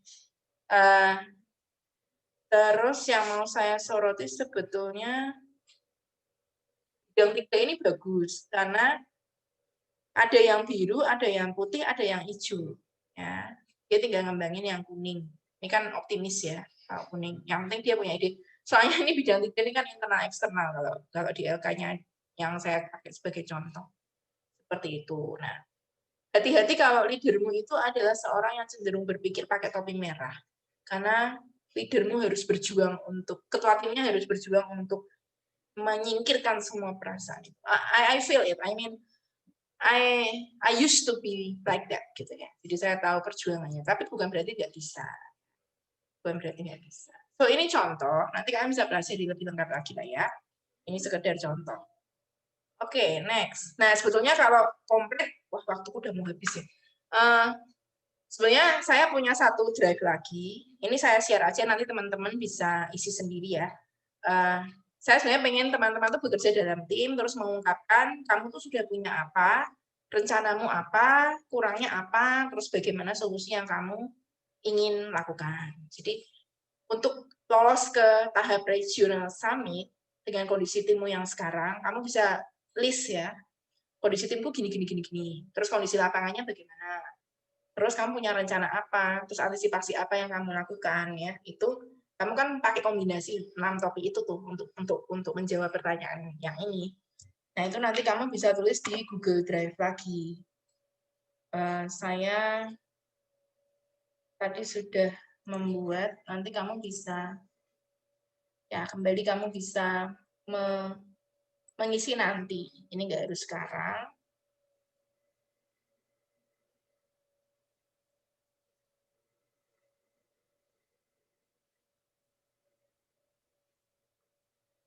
Ini yang bagian kedua. Oke, saya tanya apa tuh? Ada yang saling bertolak belakang? Yo, tetap ada. Gesekan tuh nggak mungkin terhindarkan. Tapi harus, ya itu gunanya tim ya. Tadi kan kita win together. Jadi kita saling membangun. Kalau misalnya bertolak belakang, ya gimana caranya harus ketemu. Itu akan terjadi kok kalau kita kita bertim dengan baik ya. Nah, oke, untuk Google Drive kedua itu tampilannya sebetulnya simple aja sih, hanya Word aja sebenarnya. Kamu tinggal ketikkan apa tadi jawaban dari pertanyaan yang tadi. Oke, jadi cuman ini sih karena ada 18 tim ya. Jadi saat misalnya tim pertama tinggal klik ini, ya udah kamu isi aja di sini. Ketiklah apa yang kamu mau ketik. Itu misalnya tentang jawaban tadi. Dan sebenarnya kalau waktunya cukup, saya pengen kalian nulis terus ada yang share gitu. Tapi itu oke, nanti bisa dicoba nanti ya. Oke, saya kembali ke slide saya aja yang PPT. Sedikit lagi selesai. Sorry, aku overtime.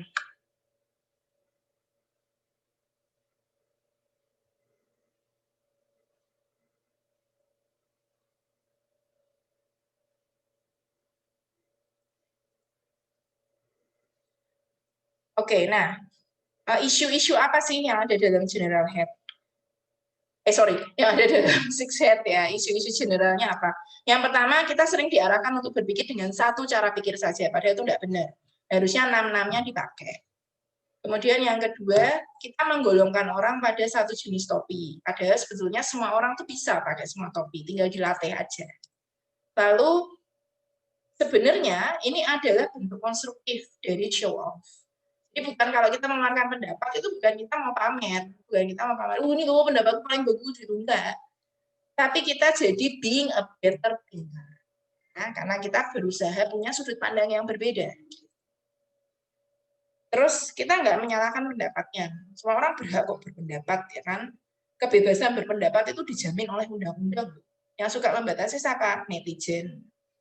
I mean orang-orangnya, ya kan? Kebebasan berpendapat itu ada undang-undangnya di 45 itu ada. Kalau saya cari pasalnya, saya sudah lupa.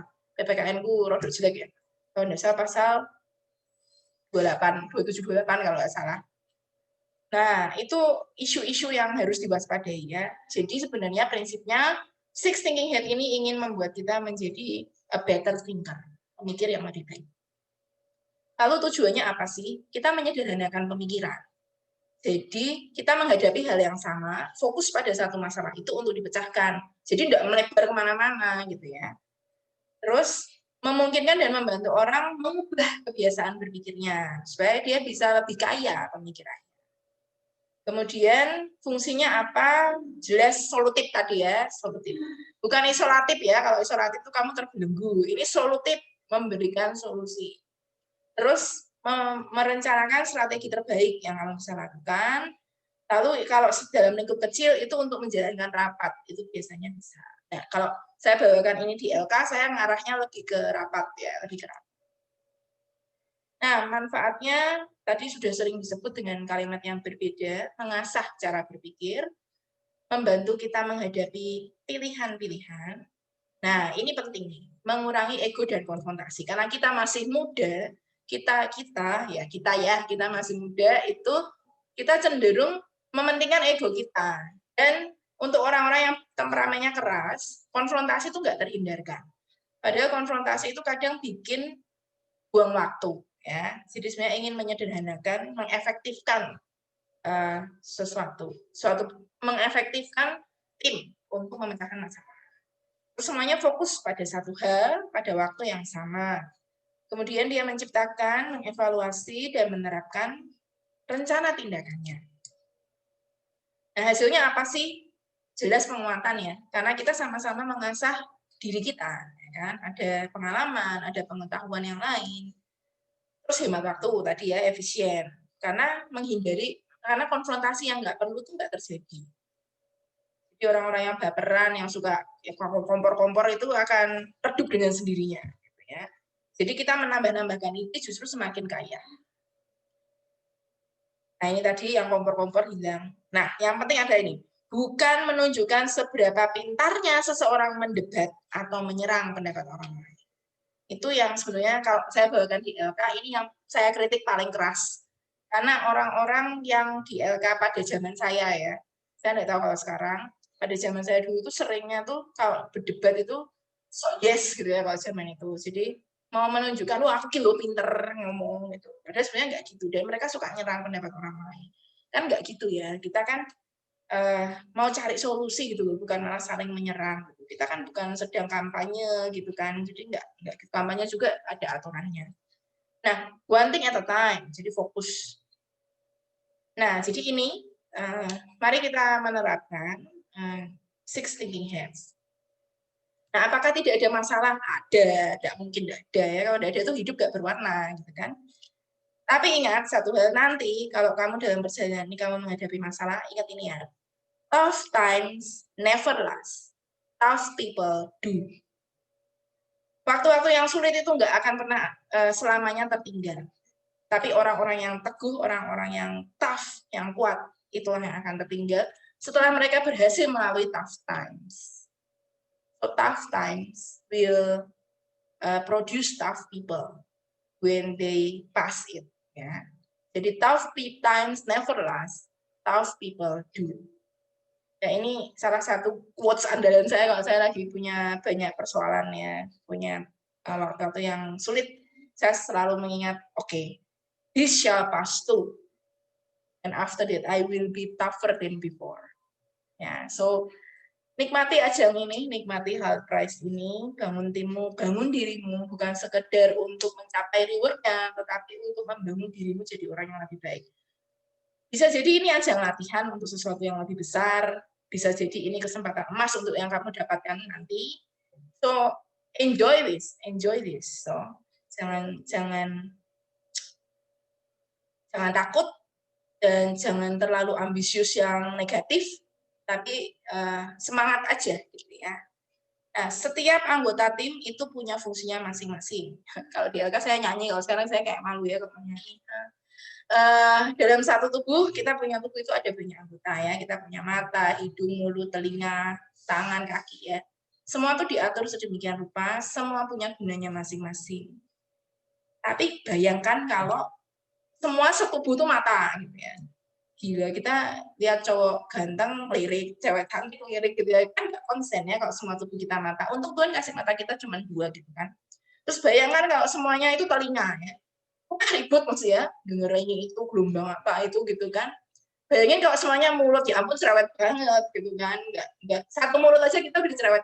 Saya sudah cerewetnya kayak gini. Gimana kalau saya punya mulut di seluruh tubuh saya gitu ya. Itu juga nggak akan berjalan. Tapi semua punya fungsinya masing-masing ya. Gak tahu nih yang anak-anak FSC mungkin masih ingat kan ya. Dalam satu tubuh ada banyak anggota, ada mata, hidung, mulut, dan juga telinga. Semuanya teratur dan semuanya berguna. Satu tubuh, banyak anggota. Kira-kira lagunya gitu ya. Sorry, ini suara udah agak ngelokor ya. Jadi saya tidak akan teruskan. Yang kedua sama nadanya, hanya kalimatnya di. Jadi ingat, kalian satu tim itu sebenarnya satu tubuh, tapi tiap anggota punya fungsinya masing-masing, punya cara berpikirnya masing-masing, dan kalian nanti harus membangun tim kalian untuk satu tujuan yang baik. So building a team means connecting heart, heads, hands to work together achieving the goal. Building a team means connecting the hearts, heads, and hands to work together, achieving the goal. Yeah. So let's build our team properly, let's work together, and let's win together. Thank you. Saya kembalikan ke Vanessa. Baik, terima kasih Bu atas materinya hari ini. Ini masih ada 23 menit. Ada teman-teman yang mau bertanya pada Bu Deborah, silakan menulis di kolom chat boleh, atau langsung berkata di sini boleh, di mute, di unmute. Oke.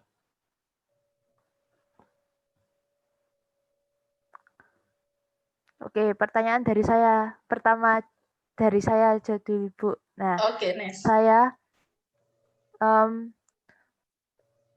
Saya tadi pada awal-awal itu berarti seorang leader itu harus membangun dirinya sendiri dulu ya Bu, sebelum membangun orang lain ya. Nah, ada tips untuk membangun diri sendiri untuk apa ya, biar nggak ngerok-ngerok gitu. Oke. Yang pertama jadi orang yang terbuka, ya. Jadi gini, kita punya prinsip iya, tapi ketika prinsip kita itu salah, itu jangan dipertahankan. Kita harus punya prinsip yang mutlak dan prinsip yang bisa dinego, gitu ya. Orang tua saya mengajarkan bahwa iman kita itu prinsip paling mutlak. Jadi itu saya dalam keluarga diajar untuk tidak menggeser itu. Ya. Jadi itu yang dasar utamanya. Kemudian berikutnya kalau ada pola pikir yang keliru dan lain sebagainya itu cari komunitas yang membangun. Kalau kita tahu itu sudah tidak membangun, harus keluar pelan-pelan. Cari komunitas yang membangun. Karena kalau komunitasnya tidak membangun, kita nggak akan terbentuk dengan baik.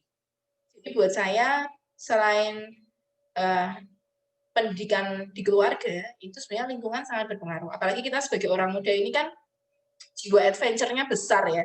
Pengen ngumpul sama ini, sama itu. Dan kadang kita tuh sering panas gitu kan. Kalau misalnya bilang, ih kamu nggak ikut ini berarti kamu nggak gaul, kamu bukan temanku, kamu bukan gini-gini gitu ya. Terus kadang kecelok pacar ya. Oh pacarnya suka kayak gini, nanti kalau nggak ini, kamu nggak cinta aku ya, karena kamu nggak ikutnya. Kalau saya mah bullshit, terserah gitu ya. Kalau nggak baik jangan diteruskan. Kita punya hati nurani yang akan jadi alarm kok ya. Kalau kita berasa aduh nggak serap nggak apa, itu pasti kerasa kok. Nah itu warning sebenarnya. Kenapa ya kok nggak serap? Kenapa ya? Nah, jadi yang pertama punya prinsip yang tidak bisa digoyahkan dulu yang mana itu ditentukan. Terus yang kedua, kalau misalnya nanti ketemu di tengah jalan ada prinsip-prinsip itu yang kiranya itu tuh tidak benar dan hati kita nggak tentram karena itu, ya harus dipikirkan kembali ya sehingga kita punya prinsip-prinsip yang ini. Terus yang berikutnya terbuka untuk menerima segala masukan. Jangan berpikir bahwa orang yang memberi masukan atau kritikan ke kita itu orang yang benci sama kita. Enggak, justru mereka baik loh karena mereka bisa melihat sisi yang tidak kita lihat. Lalu cari komunitas yang membangun. Buat saya personally, sahabat itu penting. Dan saya biasanya mencari sahabat yang berani negur saya. Karena kalau sahabat itu nggak berani negur saya, nggak ada gunanya dia jadi sahabat, ya kan? Karena dia hanya mau kita fun, padahal kita ke arah-arah agak terjerumus nih. Tapi sepanjang kita bahagia, dia bahagia. Oh, no way kalau saya. Kalau dia bisa nge-warning saya, that is sahabat yang baik, komunitas yang baik itu seperti itu. Jadi kalau ditegur orang itu jangan baper ya, ih kamu tuh gini-gini segera defense. No, justru itu tuh part untuk refleksi sih. Saya kok digituin orang kenapa ya? Bener apa enggak ya? Dulu saya ditegur orang karena nada suara saya itu 1 oktav lebih tinggi dari sekarang. Sekarang aja orang masih bilang saya kalau ngomong kayak orang marah gitu ya. Terutama mahasiswa baru ya. Di FSM itu kalau saya ngajar mahasiswa baru itu mereka cenderung diam gitu kan. Mereka merasa, aduh, Bude ini jutek, nada suaranya tinggi 1 oktav, jangan salah, ini sudah 1 oktav lebih rendah daripada sebelumnya gitu ya. Dulu saya ditegur gitu, karena orang bilang kalau nada suara saya kayak orang marah. Jadi kalau ngomong itu tuh bakal nggak didengar karena orang mikirnya kamu tuh marah gitu ya. Waktu itu saya nggak terima. Terus saya bilang sama teman saya ini, oh berarti kamu sebagai teman kamu nggak bisa terima aku apa adanya dong, kayak gitu ya. Terus dia bilang bukan nggak bisa terima apa adanya, justru karena aku terima apa adanya, aku nggak akan membiarkan kamu jadi apa adanya, karena itu nggak bener gitu. Terus itu saya mikir gitu ya, bener juga sih. Terus saya tuh mulai latihan ngomong dengan nada 1 oktav lebih rendah dari dulu. Kamu bayangkan, saya berasa bukan diri saya sendiri ya. Kayak harus ngomong rendah-rendah kayak gitu kan. Tapi ya gimana ya. Tapi setelah saya coba ternyata itu lebih berhasil sih. Jadi orang lebih mendengar ketika. Jadi itulah. Kita pasti akan ketemu dengan orang-orang yang klik sama kita. Pasti. Jadi cari aja yang kalau orang fisika bilang itu yang berfrekuensi sama. Karena ketika dua benda berfrekuensi sama, dia akan beresonansi ya. Iya. Jadi seperti itu kira-kira. Ya. Ini ada satu pertanyaan Bu dari Putri Rizky. Selamat malam Bu Deborah, saya Putri dari FPB. Sebagai sebuah tim, kita tidak bisa menghindari gesekan, perbedaan pendapat, hingga kadang sulit untuk ketemu membahas proyek. Sedangkan proyek harus tetap jalan dan mendekati batas. Padahal sebagai leader yang bertanggung jawab, kita tidak cuma mengurusi proyek saja, bagaimana strategi menghadapi situasi yang penuh tekanan tersebut.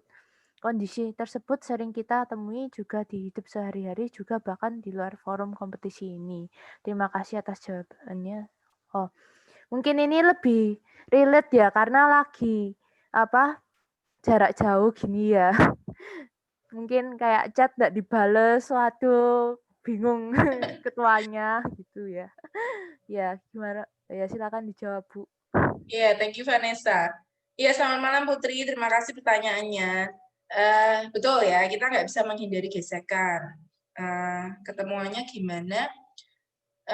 Coba dulu ditanya ya, mungkin mereka punya kesulitan apa sih sampai nggak menjawab, atau kalau kamu tahu ada teman dekat dari timmu itu bisa ditanya, jangan-jangan dia lagi ada masalah atau lagi stres apa gitu ya.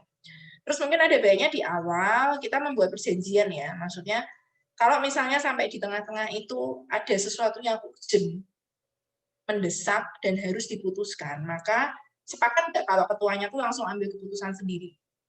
Karena kan ada momen-momen di mana mendesak gitu ya, tapi ya jangan didesak-desak ya. Jangan sengaja dikondisikan begitu gitu loh. Tapi kalau ada sampai sudah diusahakan sedemikian rupa enggak ini, boleh nggak ketuanya ambil keputusan sendiri. Jadi dibuat perjanjian seperti itu. Kalau memang boleh berarti bisa jalannya. Tapi kalau memang tidak, sebagai ketua kamu berhak kok memberi deadline. Misalnya, oke, saya tunggu sampai kapan. Kalau dia nggak balas, oke, saya akan jalan dengan seperti ini. Itu ada it's okay gitu ya, it's okay. Dan nanti setelah itu kita bisa bicarakan kembali dengan tim kita. Sorry ya, kemarin aku terpaksa harus mengambil ini sendiri karena aku sebenarnya sudah berusaha untuk menghubungi kalian, tapi kalian tidak merespon. Sementara kita kejar ini itu seperti itu. Tetap pada akhirnya harus dikomunikasikan kembali supaya mereka mengerti kondisinya seperti apa. Mungkin tidak serta-merta pada saat itu orang bisa terima, jelas. Tapi at least kita belajar untuk terbuka terhadap apa yang kita pikirkan dan bertanggung jawab dengan apa yang kita lakukan. Nah, itu juga pada saat yang sama sebetulnya menegur teman kita yang tidak merespon itu tadi. Yoyo, gara-gara aku nggak merespon, mungkin ideku yang lebih baik daripada ide itu nggak bisa berjalan gitu ya. Jadi di situ kita bisa saling mengasah diri seperti itu. Kira-kira seperti itu Putri dan Vanessa. Ya. Ada lagi ya? Ya, satu lagi ya. Selamat sore Bu, dari Ivan Eka. Selamat sore Bu Deborah. Saya Ivan hendak bertanya, bagaimana kita dapat tetap menjaga kekompakan dan semangat tim ketika melewati kesulitan dan dihadapkan permasalahan. Menurut Ibu, apakah hal yang terpenting yang membuat sebuah tim bisa terus bersama untuk waktu yang lama? Terima kasih. Oke, thank you Vanessa. Yvonne, terima kasih. Selamat sore. Oh ya guys, by the way, jawaban-jawaban yang saya berikan ini mungkin tidak 100% applicable ya. Maksudnya itu kan based on pengalaman saya, based on apa yang pernah saya tahu gitu kan. Mungkin ada hal kondisi-kondisi tertentu yang berbeda dan mungkin apa yang saya sampaikan ini tidak berhasil. Karena kondisi kita kan lain-lain ya. Saya ketemu Kesa, dengan saya ketemu Sherin, itu akan berbeda ceritanya kalau saya ketemu Vanessa. Karena tiap orang ini punya karakter sendiri-sendiri. Mungkin apa yang saya terapkan ke Kesa tidak akan berhasil ketika saya terapkan ke Sherin. Tapi apa yang saya terapkan ke Sherin misalnya bisa berhasil ke Vanessa. So, it's part of experience. Jadi jangan ragu untuk explore. Prinsipnya gitu sih. Jawaban saya ini bukan yang maksudnya jawaban dewa gitu ya, akan menjamin semuanya bisa berhasil. No, ini saya share pengalaman saya. Kalau kalian punya, mungkin nanti menerapkan apa yang saya terapkan, apa yang saya sampaikan itu nggak cocok ya, jangan merasa gimana-gimana, karena mungkin situasi yang kita hadapi itu berbeda. Ya. At least itu bisa dicoba. Nah, kembali ke pertanyaannya Yvonne. Nah, ini saya kalau ngomong gini mungkin ditertawakan ya, tapi beberapa kali saya coba itu berhasil. Kuncinya adalah tongcrit. Tongkrongan karo cerita. Tahu ya? itu adalah satu kata yang saya bangun dengan sahabat-sahabat saya ya. Saya punya 5 sahabat di Semarang. Kita mengeluarkan istilah itu. Yuk dewe tongkrongan karo cerita. Nongkrong sama cerita. Cuman sekarang kan nggak mungkin nongkrong ya. Jadi menjaga kekompakan dan sebagainya itu kalau pas lagi hektik dan kayak udah mentok gitu ya, biasanya saya akan langsung minta, oke, kita keluar dulu. Tinggalkan semua beban, kita keluar. By the way, di Salatiga ada gelato loh. Jadi kayak misalnya nongkrong di sana, makan es krim sebentar, lalu kita ngobrol-ngobrol, lanjut lagi ya. Atau ngopi-ngopi, ngeteh-ngeteh, makan pisang goreng gitu ya, bareng-bareng di kosnya siapa gitu ya. Ala-ala anak kos saja lah, nggak usah ala-ala pegawai negeri atau apa gitu ya. Maksudnya sesuaikan aja dengan kondisi kita. Kerjaan bareng, kayak yang penting ada forum santai untuk cerita. Gitu. Jadi ketika kita sudah tidak kompak lagi, itu justru kita harus melumerkan suasana dulu. Baru nanti setelah itu kita ngegas lagi gitu ya. Kalau cewek-cewek mungkin tongcrit itu enak aja gitu ya, karena cewek-cewek itu berkelimpahan kata-kata, alias cerewet ya. Berkelimpahan kata-kata. Jadi gampang aja gitu kalau mau ngajak ini. Tapi kalau cowok mungkin agak susah. Nah kalau cowok biasanya apa sih ngegame ya? Yo Dota, sekarang langsung Dota ya PS. Ayo PS bareng. Ayo apa Mobile Legends bareng misalnya. Seperti itu. Hanya sekedar untuk melumerkan suasana dulu. Kemudian di situ kita bisa tanya. Mungkin bisa dari apa ngomongin makanannya dulu ya, misalnya kalau kita pas pisangnya enak gini saya gawe sopo gini baru nanti mulai masuk. Nah pisang ini enak, kalau lebih enak lagi kalau kita tuh sebetulnya bisa gini loh gitu ya. Jadi cari selahnya gitu loh untuk masuk gitu ya. Terus baru ditanya kondisi masing-masing. Sebenarnya kamu kenapa sih kemarin aku coba ini kok kayaknya kamu susah dihubungi, atau kamu ada masalah atau sama aku mau ngomong, kan aku bukan dewa yang bisa mengerti isi hatimu, atau aku kan bukan pacarmu yang bisa mengerti isi hatimu, kayak gitu loh. Jadi itu bagian dari seorang pemimpin untuk memecahkan masalah di kelompoknya, menjaga kekompakan dan merendahkan diri ya sebetulnya. Jadi bukan merendahkan hati deh, bukan merendahkan hati untuk aku yang mulai duluan deh, bukan terus kamu yang punya masalah ya, kamu dong yang datang ke aku, enggak. Kayak gitu mungkin kadang nggak selesai ya. Tapi kalau masalahnya hanya masalah kerja kelompok gitu ya. Jadi kalau saya sih menjaga kekompakan dan semangat tim itu gitu. Atau kita sekedar ngebolang kemana dulu sebentar gitu ya. Ini saya buka kartu ya. Jadi dosen-dosen junior FSM itu, kami kalau stres itu kami malah pergi. Kami cari satu weekend. Paling pergi itu apa ya? Masak bareng kayak, rujaan bareng, ke mana? Eskimo. Di Salatiga ada warung es namanya Eskimo ya. Cuman makan es bareng gitu, ngobrol-ngobrol itu, kopi atau Pak Bro, kopi atau Mbak Sis gitu-gitu ya. Ada. Kalau udah gitu selesai. Ya, pulang ke kampus kita udah fresh lagi, kita udah ini. Yang pernah kami lakukan di DKI, ya mungkin waktu itu yang paling stres saya ya. Saya tiba-tiba minta Mbak Yana untuk beli es krim. Mbak, kita beli es krim, Mbak. Waktu itu belum ada gelato. Kita cari di GoFood apa yang ada itu. Udah kita makan bertiga ya, saya, Mbak Yana, Mas Ryan. Udah, terus kata Mbak Yana, Bu, kenapa habis makan es krim Ibu langsung ceria? Saya nggak tahu. Tapi itu kayaknya part of saya release my stress gitu ya. Jadi habis itu ya sudah, saya semangat lagi, saya happy lagi aja gitu. Jadi temukan hal-hal, enjoy the simple things. Nah, enjoy the simple things of your team, be together, and have fun. Nah, itu menjaga kekompakan seperti itu. Gak usah yang muluk-muluk ya, wah kita pergi ke Bali rame-rame, ya ampun, duitnya sopo gitu. Oh, bisa nebeng si Kesa kan rumahnya di Bali ya. Oh. Nah, jadi ya cari simple. Kenapa? Oh iya sih, juga di Bali ya. Ya ampun, kalian punya teman-teman satu batch yang orang Bali, jadi kalian bisa mungkin ya ke sana suatu saat kalau COVID-nya udah sayonara. Anyway, maksud saya enjoy simple things together. Itu melumerkan suasana dulu, baru nanti kita bicarakan heart to heart ya, heart to heart. Nah, apa yang terjadi di dalam tim ini? Kira-kira begitu. Semoga menjawab ya. Ya, terima kasih Bu Dewa Bara. Mungkin kalau masa pandemi gini mungkin main Among Us dulu ya sebelum bahas materi. Ya, ini karena sudah tinggal Oh iya, 7 menit Nes, lagi. Ya, tulis gimana? satu lagi ya, Ya, sedikit lagi. ya, Kalau pandemi kan mungkin kita nggak bisa ketemu ya. Yang saya lakukan itu dulu dengan mantan anak-anak LK saya, kami tuh jimitan bareng. Jimitan bareng ini ngomong ngalor ngidul gitu loh, ngomong ke sana kemari, maksudnya, "Woi Pak Bro, kamu lagi di mana? Ngapain di sana gimana?" Gini gitu. Just say hello kayak gitu tuh bisa sedikit melegakan hati ya. Mendengarkan suara mereka itu buat saya melegakan hati loh. Apalagi bisa lihat face to face from the screen gitu.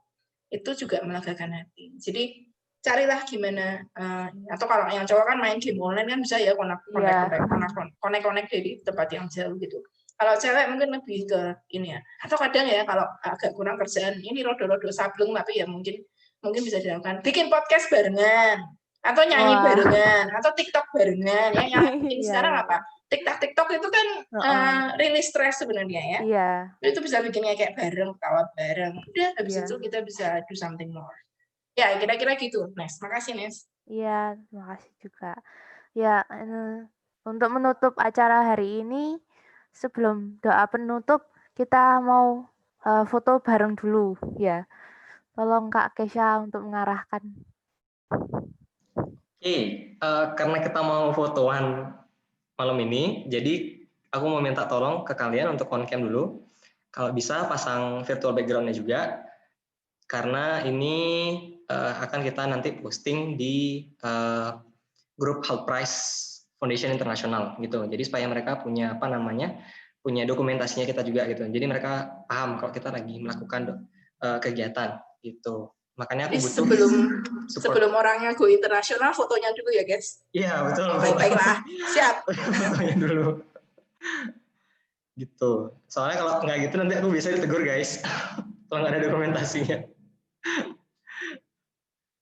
Ayo semua on cam dulu, guys. Kita on cam, terus kita fotoan. Tuh.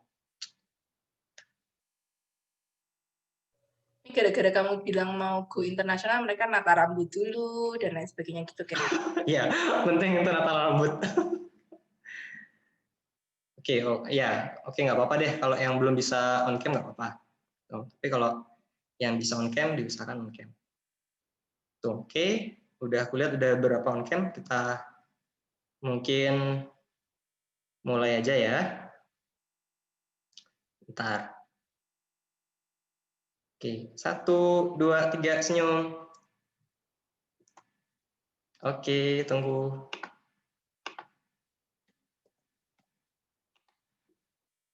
Satu kali lagi, 1, 2, 3, senyum. Oke, thank you semuanya karena sudah mau saya suruh untuk on cam. Sudah berkenan untuk on cam dan ini nanti fotonya aku akan posting aku nanti akan share di grup kalian juga dan ini juga aku akan report ke grup kampus director dari Health Price Foundation gitu. Oke, thank you buat waktunya. Aku balikan ke Vanessa lagi. Silakan Vanessa.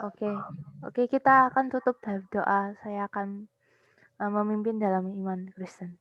Mari kita berdoa. Tuhan Yesus, terima kasih ya Tuhan atas waktu yang kami sudah Engkau berikan ya Tuhan, sehingga kami dapat bertemu dan membagi cerita, membagi ilmu.